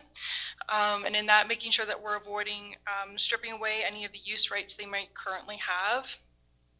Making sure that we are not making it more difficult for them to obtain a development permit by either changing the development regulations or making them a non-conforming use. As well as making sure it's not more difficult for them to enlarge existing buildings because of non-conforming uses, and opening them up to uncertainty if they were to lose part of their building or their whole building, that uncertainty whether they'd be able to rebuild because they're non-conforming use. That's what we're trying to avoid with this bylaw. So as part of this bylaw, we are proposing to add 2 new definitions to your land use bylaw, being that for daycare facility and repair services. So those are uses that are within the commercial district of the former villages bylaw that we're going to add to your Hamlet commercial district, just to make sure that those uses are carried forward for those commercial parcels. For the general regulations, we are proposing some changes to decks and ancillary buildings. So decks, just making sure that we're accommodating the existing projections that people in Botha are allowed to have for their decks into their yards and how those are treated. And for ancillary buildings, that they can still have that same maximum height, since there's a height difference between the former village and the county, as well as how the height is measured. Can we ask you as you're going along, or do you like this way till the end? Do you prefer to ask questions now before? It's up to you. How about, it's a brief presentation, so I'll just go through it and then after. The third part of the land use districts, so we are proposing some changes to your land use districts to accommodate the existing development. So for the yards, we are proposing that in the Hamlet residential, Hamlet commercial and public service district to accommodate the existing yards for Botha, since they are smaller yards than what the county has. We are adding some additional clauses there so that they can maintain those smaller yards. Development standards in the Hamlet residential, we're going to be adding quite a few more development standards in terms of parcel size, parcel width, and parcel coverage, since that guidance is within the former villages land use bylaw, but there isn't any within the counties. So just to make sure going forward for those uses, if they are to be proposed, that they are being developed on adequate lands. And the last one is building height. So as I mentioned, we did address building height for ancillary buildings, but there was some direction from council that you'd like to see building height measured the same across the entire Hamlet residential district, not just for the village of Botha or the Hamlet of Botha now, that all buildings will be measured to the peak of the highest peak of the roof. So we did make that change as well. And the mapping. So the last part is changing what the land use districts are on the ground. So on the screen before you is our sort of after mapping. So I realize it looks a little bit different in the bylaw before you, since it's trying to depict what the district currently is and what it's changing to. So on the screen is a mapping of what it will look like once it's all finished. So there's 4 districts, the blue being the public service, yellow the Hamlet residential, the red is Hamlet commercial, and the beige is the agricultural district. So that's what we're trying to move towards with this bylaw. So public input, so as part of this process, we will have to have a public hearing prior to second reading. So I am proposing that the public hearing be set for April 8th at 1 p.m. at your next council meeting. And it will be advertised in accordance with the MGA, and we will be delivering letters to the landowners in Botha. So a recommendation from administration to give first reading to the bylaw and then set the public hearing for April 8th. So that's the end of my presentations, if you have any questions.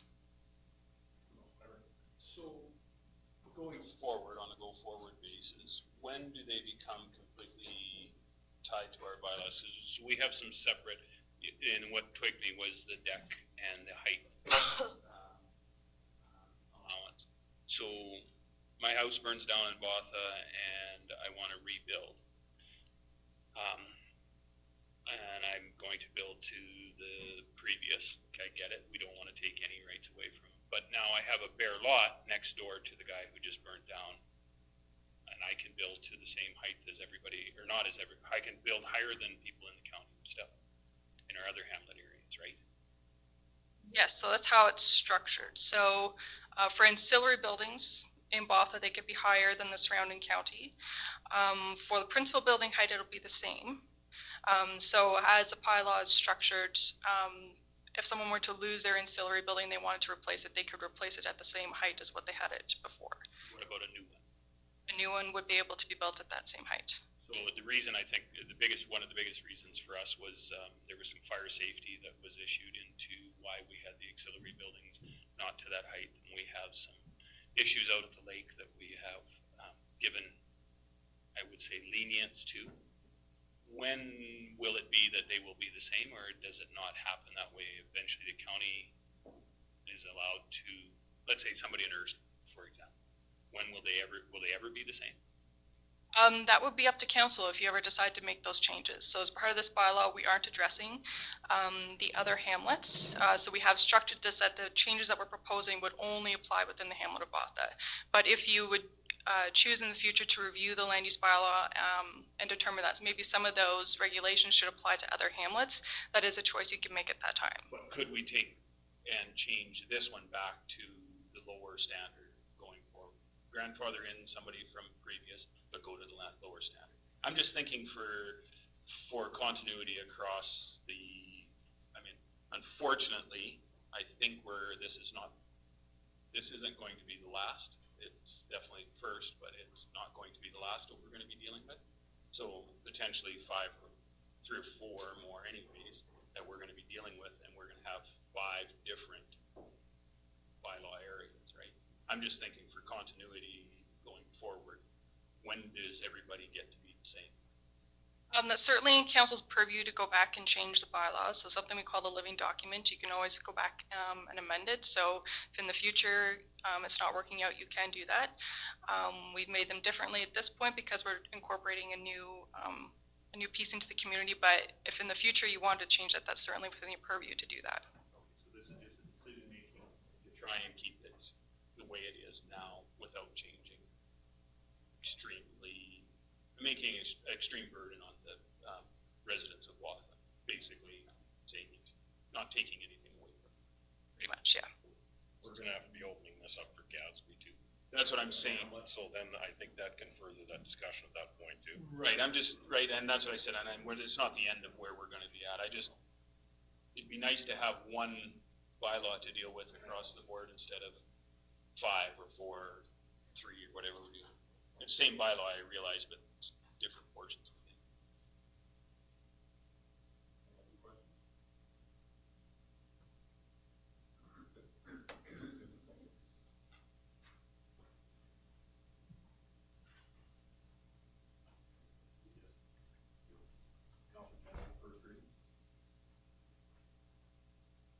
And setting of the public hearing. Now, Mr. Chairman, we have that meeting is at the call of the chair currently, right? So, how much is advertising on the bylaw? How long do we have to advertise? 2 weeks? Okay, so I think the best thing here to do is to separate it, and you can't do that. But Council, you did say there was another conflict for that meeting. Several other conflicts. So April 8th, we're probably safe to make it as April 8th. And a note basically back to our MLA Horner that we are going to have our meeting that day due to the, what we have going forward with RMA and. Fair enough, yeah. Okay, so we have a motion on the table. And to set the public hearing. Public hearing date for April 8th at 1 p.m. Okay, all in favor? Carried. Thank you.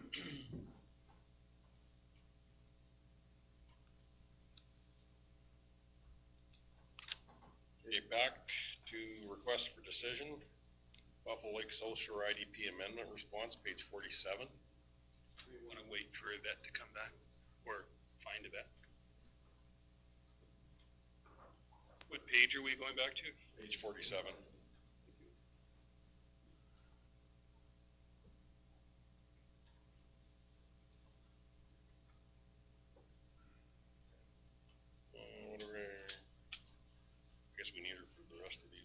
Mr. Chairman, we could go on to an easy one of 8.6 if everybody's in favor of that. It's nothing. Okay, request for decision letters of support for rural broadband providers. 61, you met with them, Councilor Nyberg? I have, Mr. Chairman. This is basically, in my report, you can see that there's some federal money coming through. This is what basically we had suspected, that they were looking for not necessarily a partnership, but just support in the conversation that we had with the ExplorerNet. Mr. Brissick and myself said we're not in the business of picking winners and losers, but we will support anybody that wants to help in our community and broaden the, no pun intended, broadband experience, and the fact that we definitely are in need of it for sure. So, we have a letter there that is there for sure.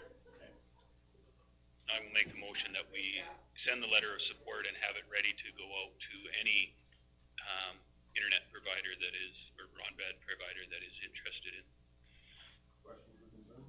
applying. All in favor? Carried. So we will go back now to request for decision Buffalo Lake South Shore IDP amendment response. Sorry, Mr. Chairman, I have a phone call to make. So, we're bringing this back from the last council meeting, and we have received legal advice. And so basically the options are before you. Just something that you I hate sitting here. Did you want to just kind of give council the rundown of it? We have three options which to consider. We could just not formally request any further amendments to the Buffalo Lake South Shore IDP and accept their response to not move forward. Second option is to initiate the dispute resolution procedures, which are outlined in our Buffalo Lake South Shore IDP, and they're noted below under general. As well, there's also the opportunity, if you want to proceed right to the repeal of the Buffalo Lake South Shore IDP without initiating dispute. Actually, I would like to request a short in-camera session to go over our legal opinion before, so we fully understand the two procedures that we have the options of, and I don't want to jeopardize our position with a discussion in public on our legal opinion. So that was. Or you can move in camera right now. Mr. Chairman, just in a effort of time management, I'm wondering if we should just run through the final two and then come back to this one. Or work with it in our in-camera. Yeah, work with it in our. Yeah, I'm comfortable with that. But yeah. Sure. You will move to 8.4, request for decision airport runway lighting.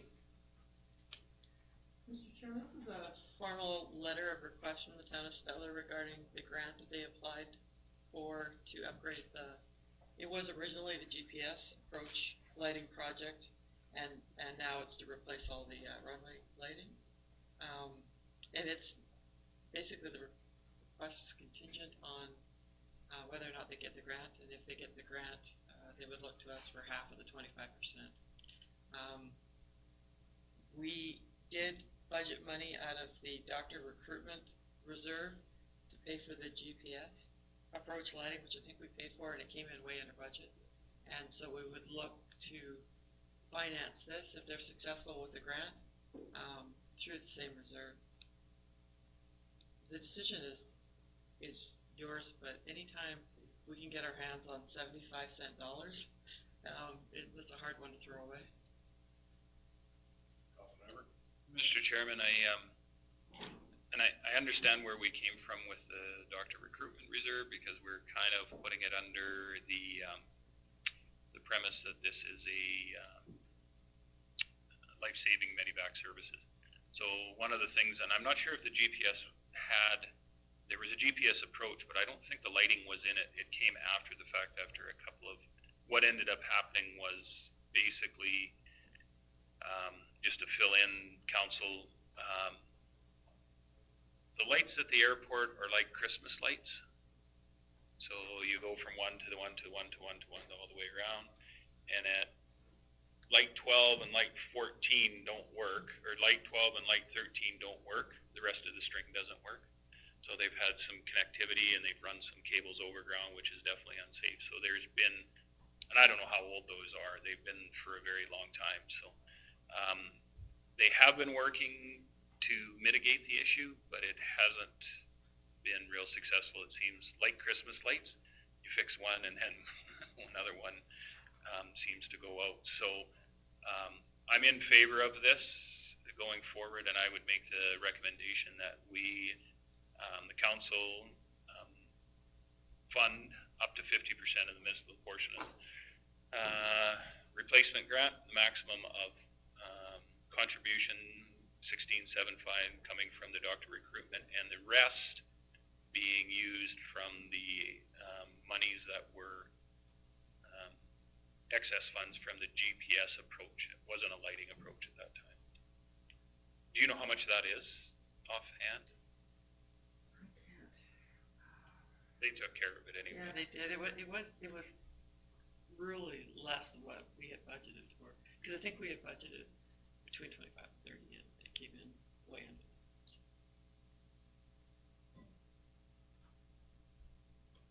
Questions, concerns on this? Seeing none, all in favor? Ernie, were you in favor? Yeah, carried then. Okay, 8.5, request for decision, appoint member to Economic Development Committee. Mr. Chairman, this basically came out of the request from the town of Stettler, or an invitation from the town of Stettler for a county councilor to sit on the Economic Development Board. We were going to bring it forward at MPC, but it's basically a council decision on who sits on committees. So we're bringing it forward now. Yes. I make a motion that we appoint Councillor Nyberg to this committee. The reason is because he's taken several economic development courses, and he has served on several provincial boards, economic development committees that over the years. So that's how I base my motion. Thank you. Yeah, there's like Councillor Meats.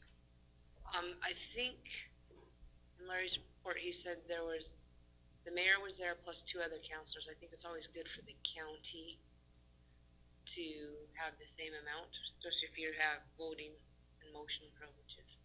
So I understood it was appoint a member.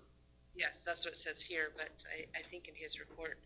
Yes, and I did look into that further. They do have the mayor, 2 councillors, a member of their planning group, and then a member of administration. So typically, Mr. Chairman, when we do that is when we have a financial interest in it. I'm understanding that we don't have a financial interest at this point.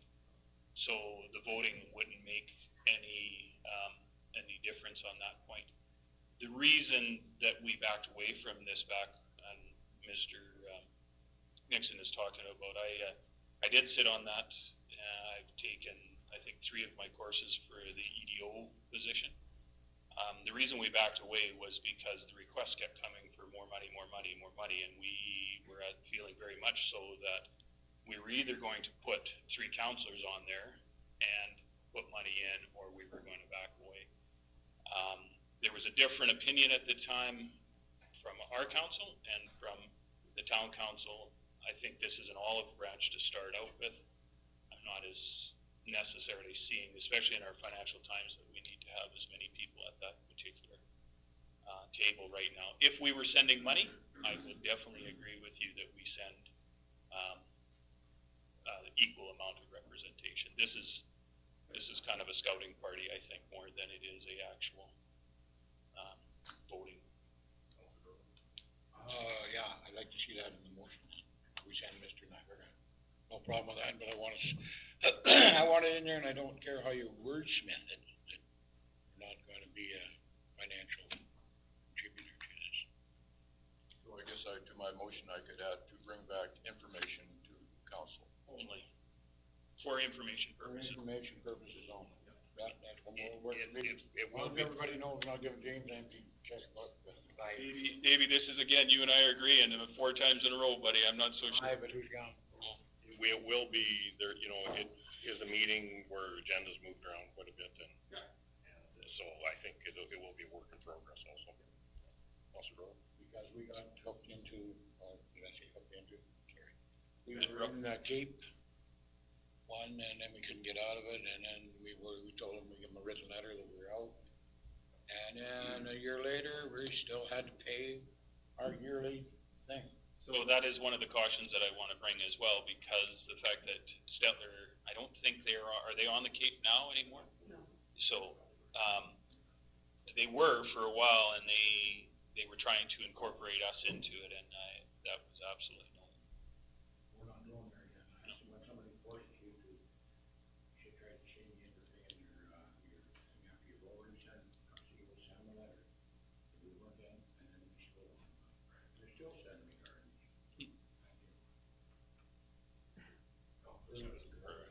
CEO Cassidy. One of the things I'd just like to kind of bring up, and we've talked about it before, and I think that probably the right place to discuss it would be at this budget workshop. Well, we have received 2-3 requests from the town of Stettler for some kind of financial contribution to the Board of Trade or economic development.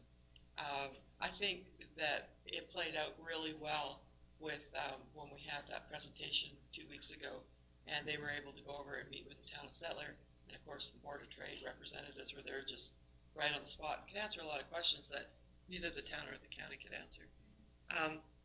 You know, it is something that we could look at funding annually like we do STARS through our Rural Development Fund, because that's basically what we collect it for, is to, you know, create economic opportunities within the county or within the region.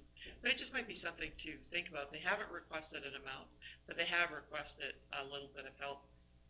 I think they're facing the same kind of budgetary conditions that we are. But I just wanted to kind of plant that seed, and that maybe at the budget workshop we could debate it a little bit more. And to that end, to council, I think when I was on that at the last time, we weren't out completely. What we were was we were not writing a blank check. And I made it very clear, if they came to us with a concrete proposal of something that we felt was value, an initiative, we would definitely consider it. One of those being the Pheasant Festival, and I think has been quite successful, and we have done money into it and then slowly drawn money back. And I think that's how those grassroots initiatives get started. And just writing a blank check and not seeing the value for our dollars was something that was of issue for past councils. And going forward, that would be what I would again propose versus just budgeting a blank check and letting it go. Any other questions? Motion on the table. All in favor? Carried. Okay, agenda item 9.1 memo, strychnine and associated end-use products, page 63. I just wanted council to be aware of this. This came out after the ASB meeting. It was part of some of the ramifications of the budget, the provincial budget. I think Ryan's here if you have any questions regarding this, but strychnine will be phased out. It's a war on agriculture. Yeah. I think our ASB board or whatever, we're just going to have to look at this quite closely so the strychnine doesn't become the new toilet paper issue of so people don't hoard it. You know, we got to watch that so there's enough left to the people that actually need it to control their gopher population. So I guess that could be a future discussion, Ryan, or have you got thoughts on that? Yeah.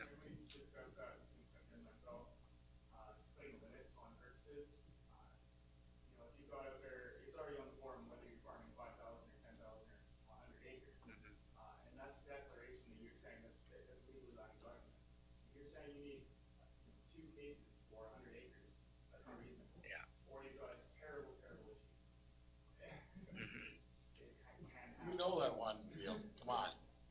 But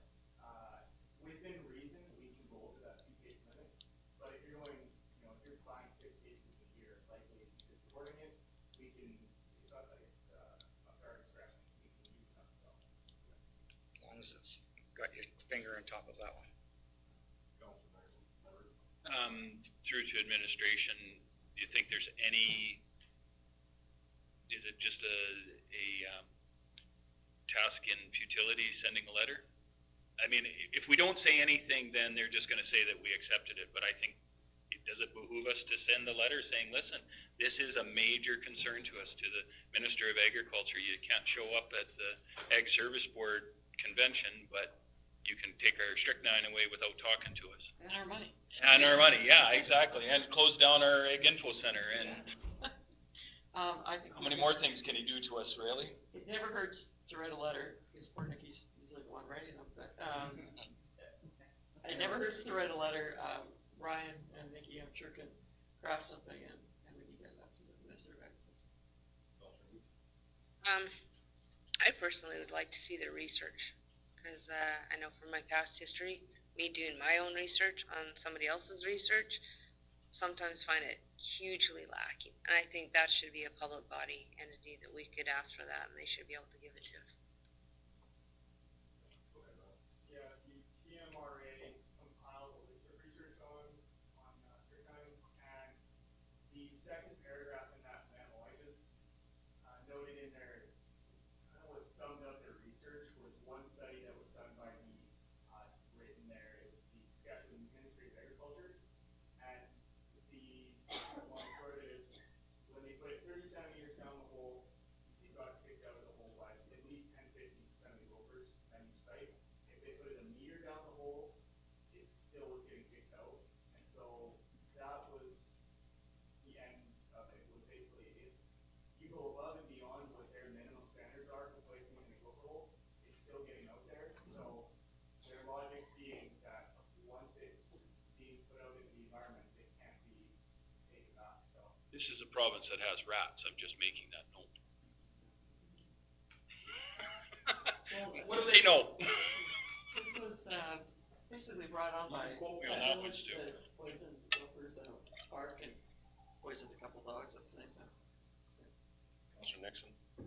This is a federal decision, and the Service Board Provincial Committee has been advocating and will continue to advocate for the use of strychnine.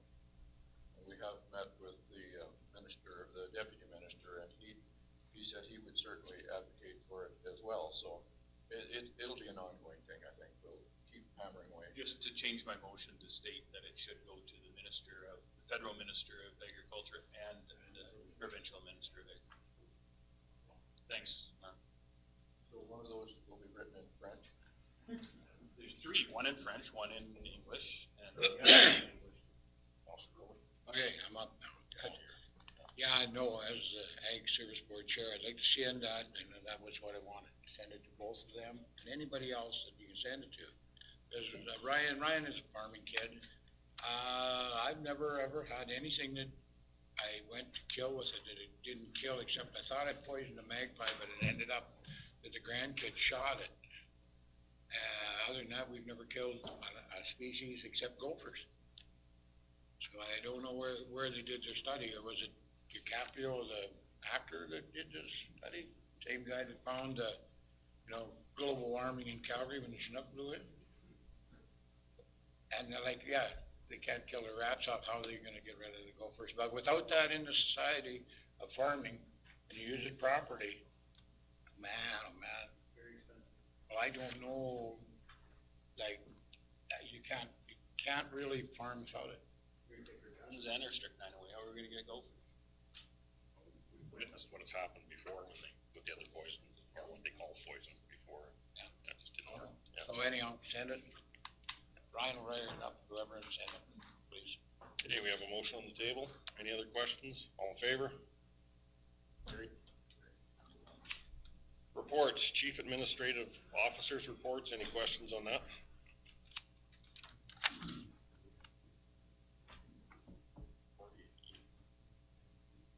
That's going on to our in-camera session. Yeah. Any questions on CEO's report? I move the CEO's report to be received for information, Mr. Chairman. questions? All in favor? Carried. Financial reports, we got the 11-2 accounts payable register, 11-2-2 bank reconciliation to January 31st, 2020, and 11.2.3 year-to-date budget, January 31st, 2020. Questions on them? Councilor Grover? There are no questions, all in favor? Carried. Councilor fee sheets paid 169.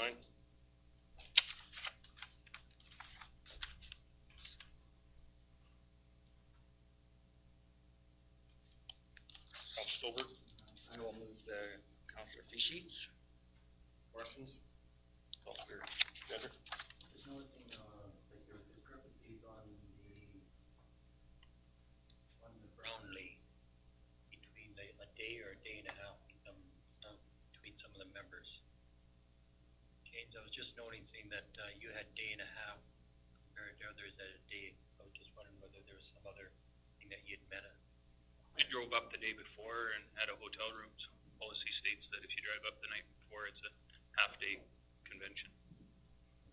I'm just noticing that there were some others that were only charging 1 day. I'm just wondering, like, okay, we can have consistency here. The Brownlee one, I think we drove up after council. We have a motion on the table. All in favor?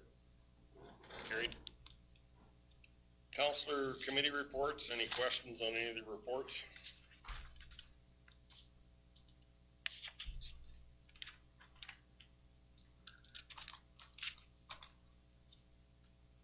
Councilor Grover? Any questions? All in favor? Carried. Consent agenda items, Alberta Utilities Commission Rule 007 changes. Chairman, this was brought forward by a ratepayer of ours, actually. He wanted council to see this information because Alberta Utilities Commission didn't actually directly refer these to us. It's concerning some of the changes to the rules to get power plants and generation facilities approved. The rule also has to do with transmission lines, but they're not looking at changing those rules. And the ratepayer in question was just concerned that they weren't giving adequate notice to the parties that may be interested, particularly with the transmission projects that are going on. So the deadline to respond was February 27th. However, I was able to speak with, I guess, Wayne McKenzie at Alberta Utilities Commission and confirmed that he would accept responses up to the end of this week if council had any comments to provide. Ratepayer was in my area and quite concerned with how he felt that this is just being pushed through. And they're not looking at the whole picture. Certainly, I think the one-line summary of it is a red tape reduction thing. It's definitely making it easier for the opening of these types of facilities and perhaps intended to reduce overburden from the regulations, but I think the ratepayer in question is concerned about a lack of oversight as a result. And there was consultation, I believe, in Calgary. Yeah. That the individuals can attend, and their questions really weren't addressed adequately in their opinion. So they asked if we not to stop the things, but they said it should be, if they're going to be developed within a county, it should be up more for debate. Was the question. So that was what it came from. So did they submit letters as well, the people who were concerned? He forwarded this package basically. Yeah, he forwarded this to us, but I would presume, though I didn't actually confirm that whether he provided, because this has a whole written submission system set up. I can't confirm whether he did submit to it, but I would just be surprised if he hadn't. He seemed very well versed. So, Mr. Chairman, to this end, I think this actually goes to the same with the confined feeding operations, right? I mean, it's a provincial body that is overseeing us without any real input from the counties. So we can have input just like anybody else, but it definitely affects us way differently than anybody else, because not only that, but people turn to see if we have some leadership in it. There was, one of the other, was it County of Lacombe?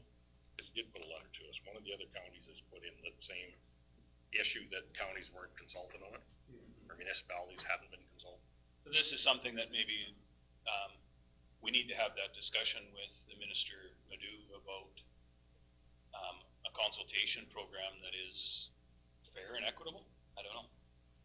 And, Andrew, you'd look through that package. How long of a process do you think it would be to put just basically that they should be talking through the municipalities? And I mean, we can certainly easily submit written comments that the consultation process is lacking for the actual substance of the rule changes they're making. I'm not sure that myself or our staff here is well enough informed on matters of utility transmission and generation. It's definitely targeted toward industry partners.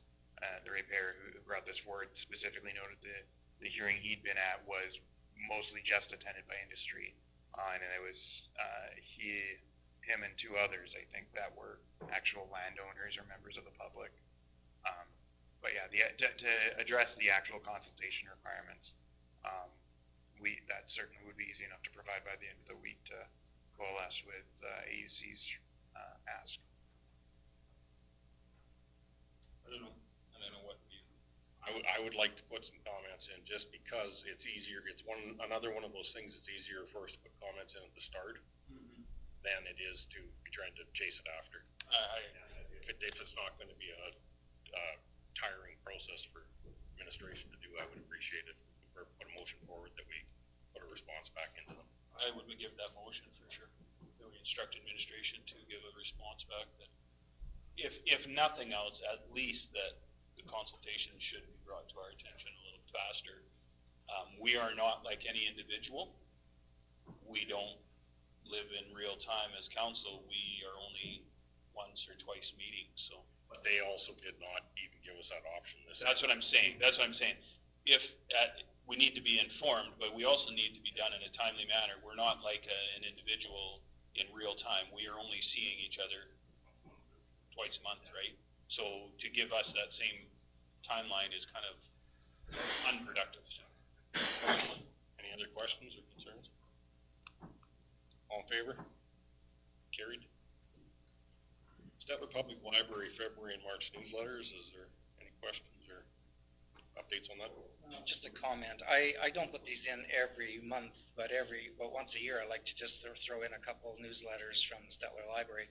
I don't expect everybody to read them word for word, but if you skim them, you just can see the amount of programs and activities that the library has, and what a variation there is, and how it covers age groups from preschool to senior.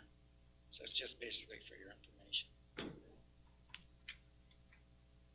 ATCO, we did receive a package showing the power lines that have been in question, where their routes are going to be. And it's 282 of our package. If everybody's went through that, if there's any questions, other than my one question is still put back to Matco would be the fact, are they doubling up a lot of these lines? Because that's not what they presented to the people. But the pink dotted lines are indicating all routes. Calling them selected routes. Routes. So are they I don't know if they're still going to pick one of them. But the way it first looks on the first read, you almost wonder if they're boxing them around. The black one, right? They're rejected, and the pink ones now are the new proposed ones, but they seem to be giving us some difficulty too. Yeah. And we're hearing that from some residents too. And employees. So the way it was worded, if I can go back through administration to employee, was it worded that it was a route or it was? When I read the communications, it sounded like what you see here is what's being submitted for routes. Like the consultation process sounded like it was over. Yeah, just on page 284, you can see the second paragraph from the bottom. They talk about their AUC approval requirements. and that the AUC may approve any one of the filed route options. So it's still not decided then? Right. These are the selections that they're putting forward to the Alberta Utilities Commission, who it sounds like will potentially be the final say on exactly the route it takes. So we may not yet be looking at doubled up routes, which is a small saving grace. Okay. And then we have 12 It just appears that on the very northerly route, it almost seems like they're gonna be doubling up along an existing line. Is that the pink one? Yeah, that 9L20 is the existing route. Yeah. That would be that steel, like up by 601 Junction. Yeah. That was one proposed road, but now it's, I guess it is selected along with the.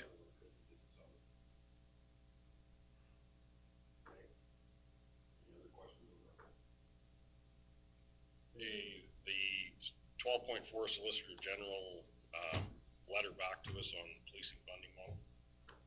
It was That was actually the letter, if I can, Mr. Chairman, that we wrote to the Premier. He delegated it. But that was the response we got back.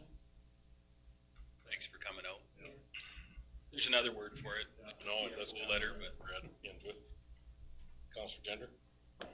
On there, but the second paragraph in there, about a little over halfway down, it says, with the additional investment from the municipalities, the federal share of the PPSA will increase as well. So the Fed's gonna kick in more money being that we are, and they're gonna match it, double it?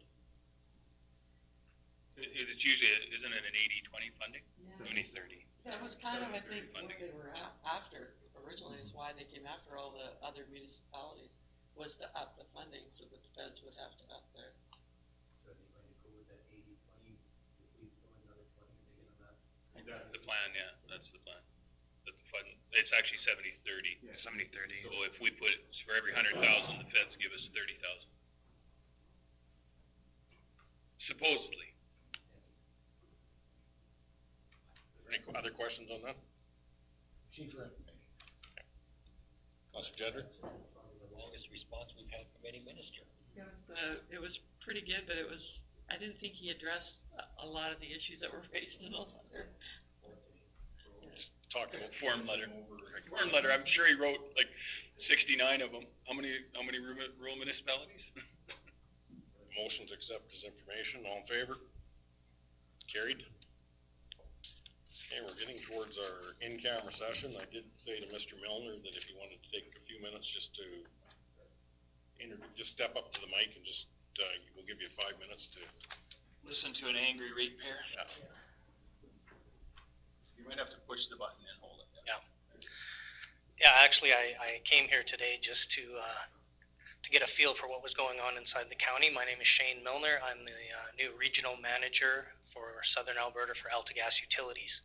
So I wanted to come here and introduce myself to your Reeve and your CAO and just basically see what's happening in the county, meet some people, and open some lines of communication so that I plan on being around for quite a while so we can start building relationships and maybe you guys will have a little better experience with some of the utilities that you do deal with.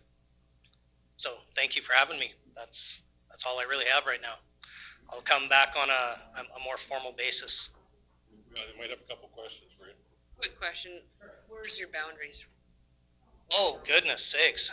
North, south, east? I've been in my position for about 3 months. I don't exactly know the boundaries in the Stettler County. We look after the town of Stettler and some places, a lot of places in the county. And I'm based out of Drumheller. So I look after Drumheller, Hannah, Three Hills, Medicine Hat area, Pincher Creek, and Stettler. So I haven't actually gone over the entire map to see exactly where our boundaries are or anything to that effect right now. I just thought I'd come by and introduce myself.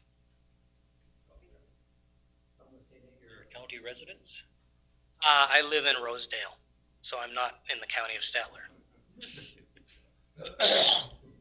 Welcome anyway. Councilor Stilbert? was just gonna say, all council meetings are always open to the public, so you're welcome anytime. Appreciate that. Everyone.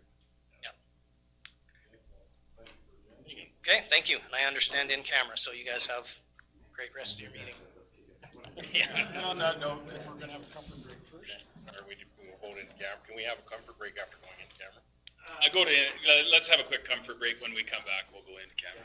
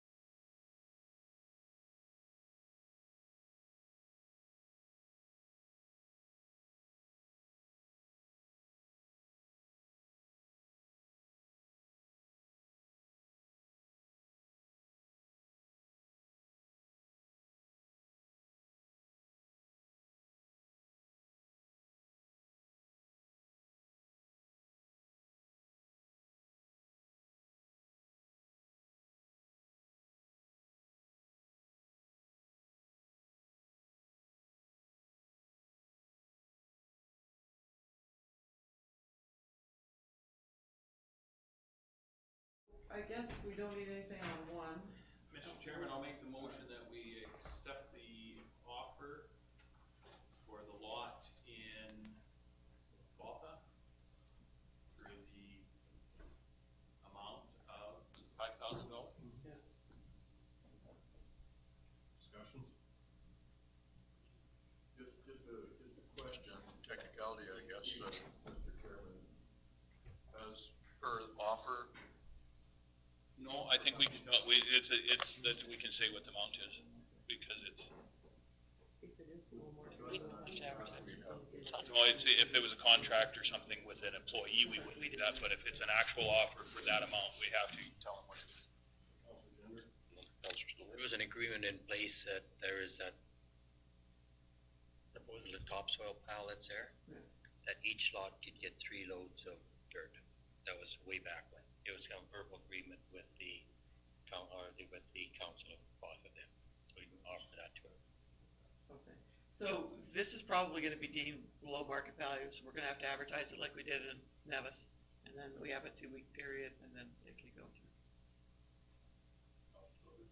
Would it be a good idea to request that that lot be amalgamated with her other lot, so that she just can't turn around and resell it? Or Yeah, we can make that a condition. I'll accept that as a friendly amendment. Okay. That was the only other concern. At her expense. Like being undervalued like that. Could, okay, if it's gonna go up for public, is it gonna go for tender? No, we just, is a public advertisement and notice that we've. Anybody has any complaints, they can bring it to the council and say, I would buy it for $6,000. Okay, cut us a check and you can have it for $6,000. Unfortunately, that's the way it happens with municipal government. okay, any other questions, concerns? All in favor? Opposed? Councilor Grover opposed. And then they need a motion, I guess, for the Buffalo Accessory IDP. I move that the county of Stettler go with option number 2 to initiate the dispute resolution procedures outlined in the BLSS IDP. Questions, concerns? All in favor? Carried. I can't vote twice. Okay, next meeting, is still a call. April 8th, 2020. Yeah, it looks pretty likely. Okay, one other thing. Oh, Councilor Grover? I had it up fast. On that. I'll give it to you. You can have me with that. I'll give you that, Dave. Adjournment, all in favor? Carried.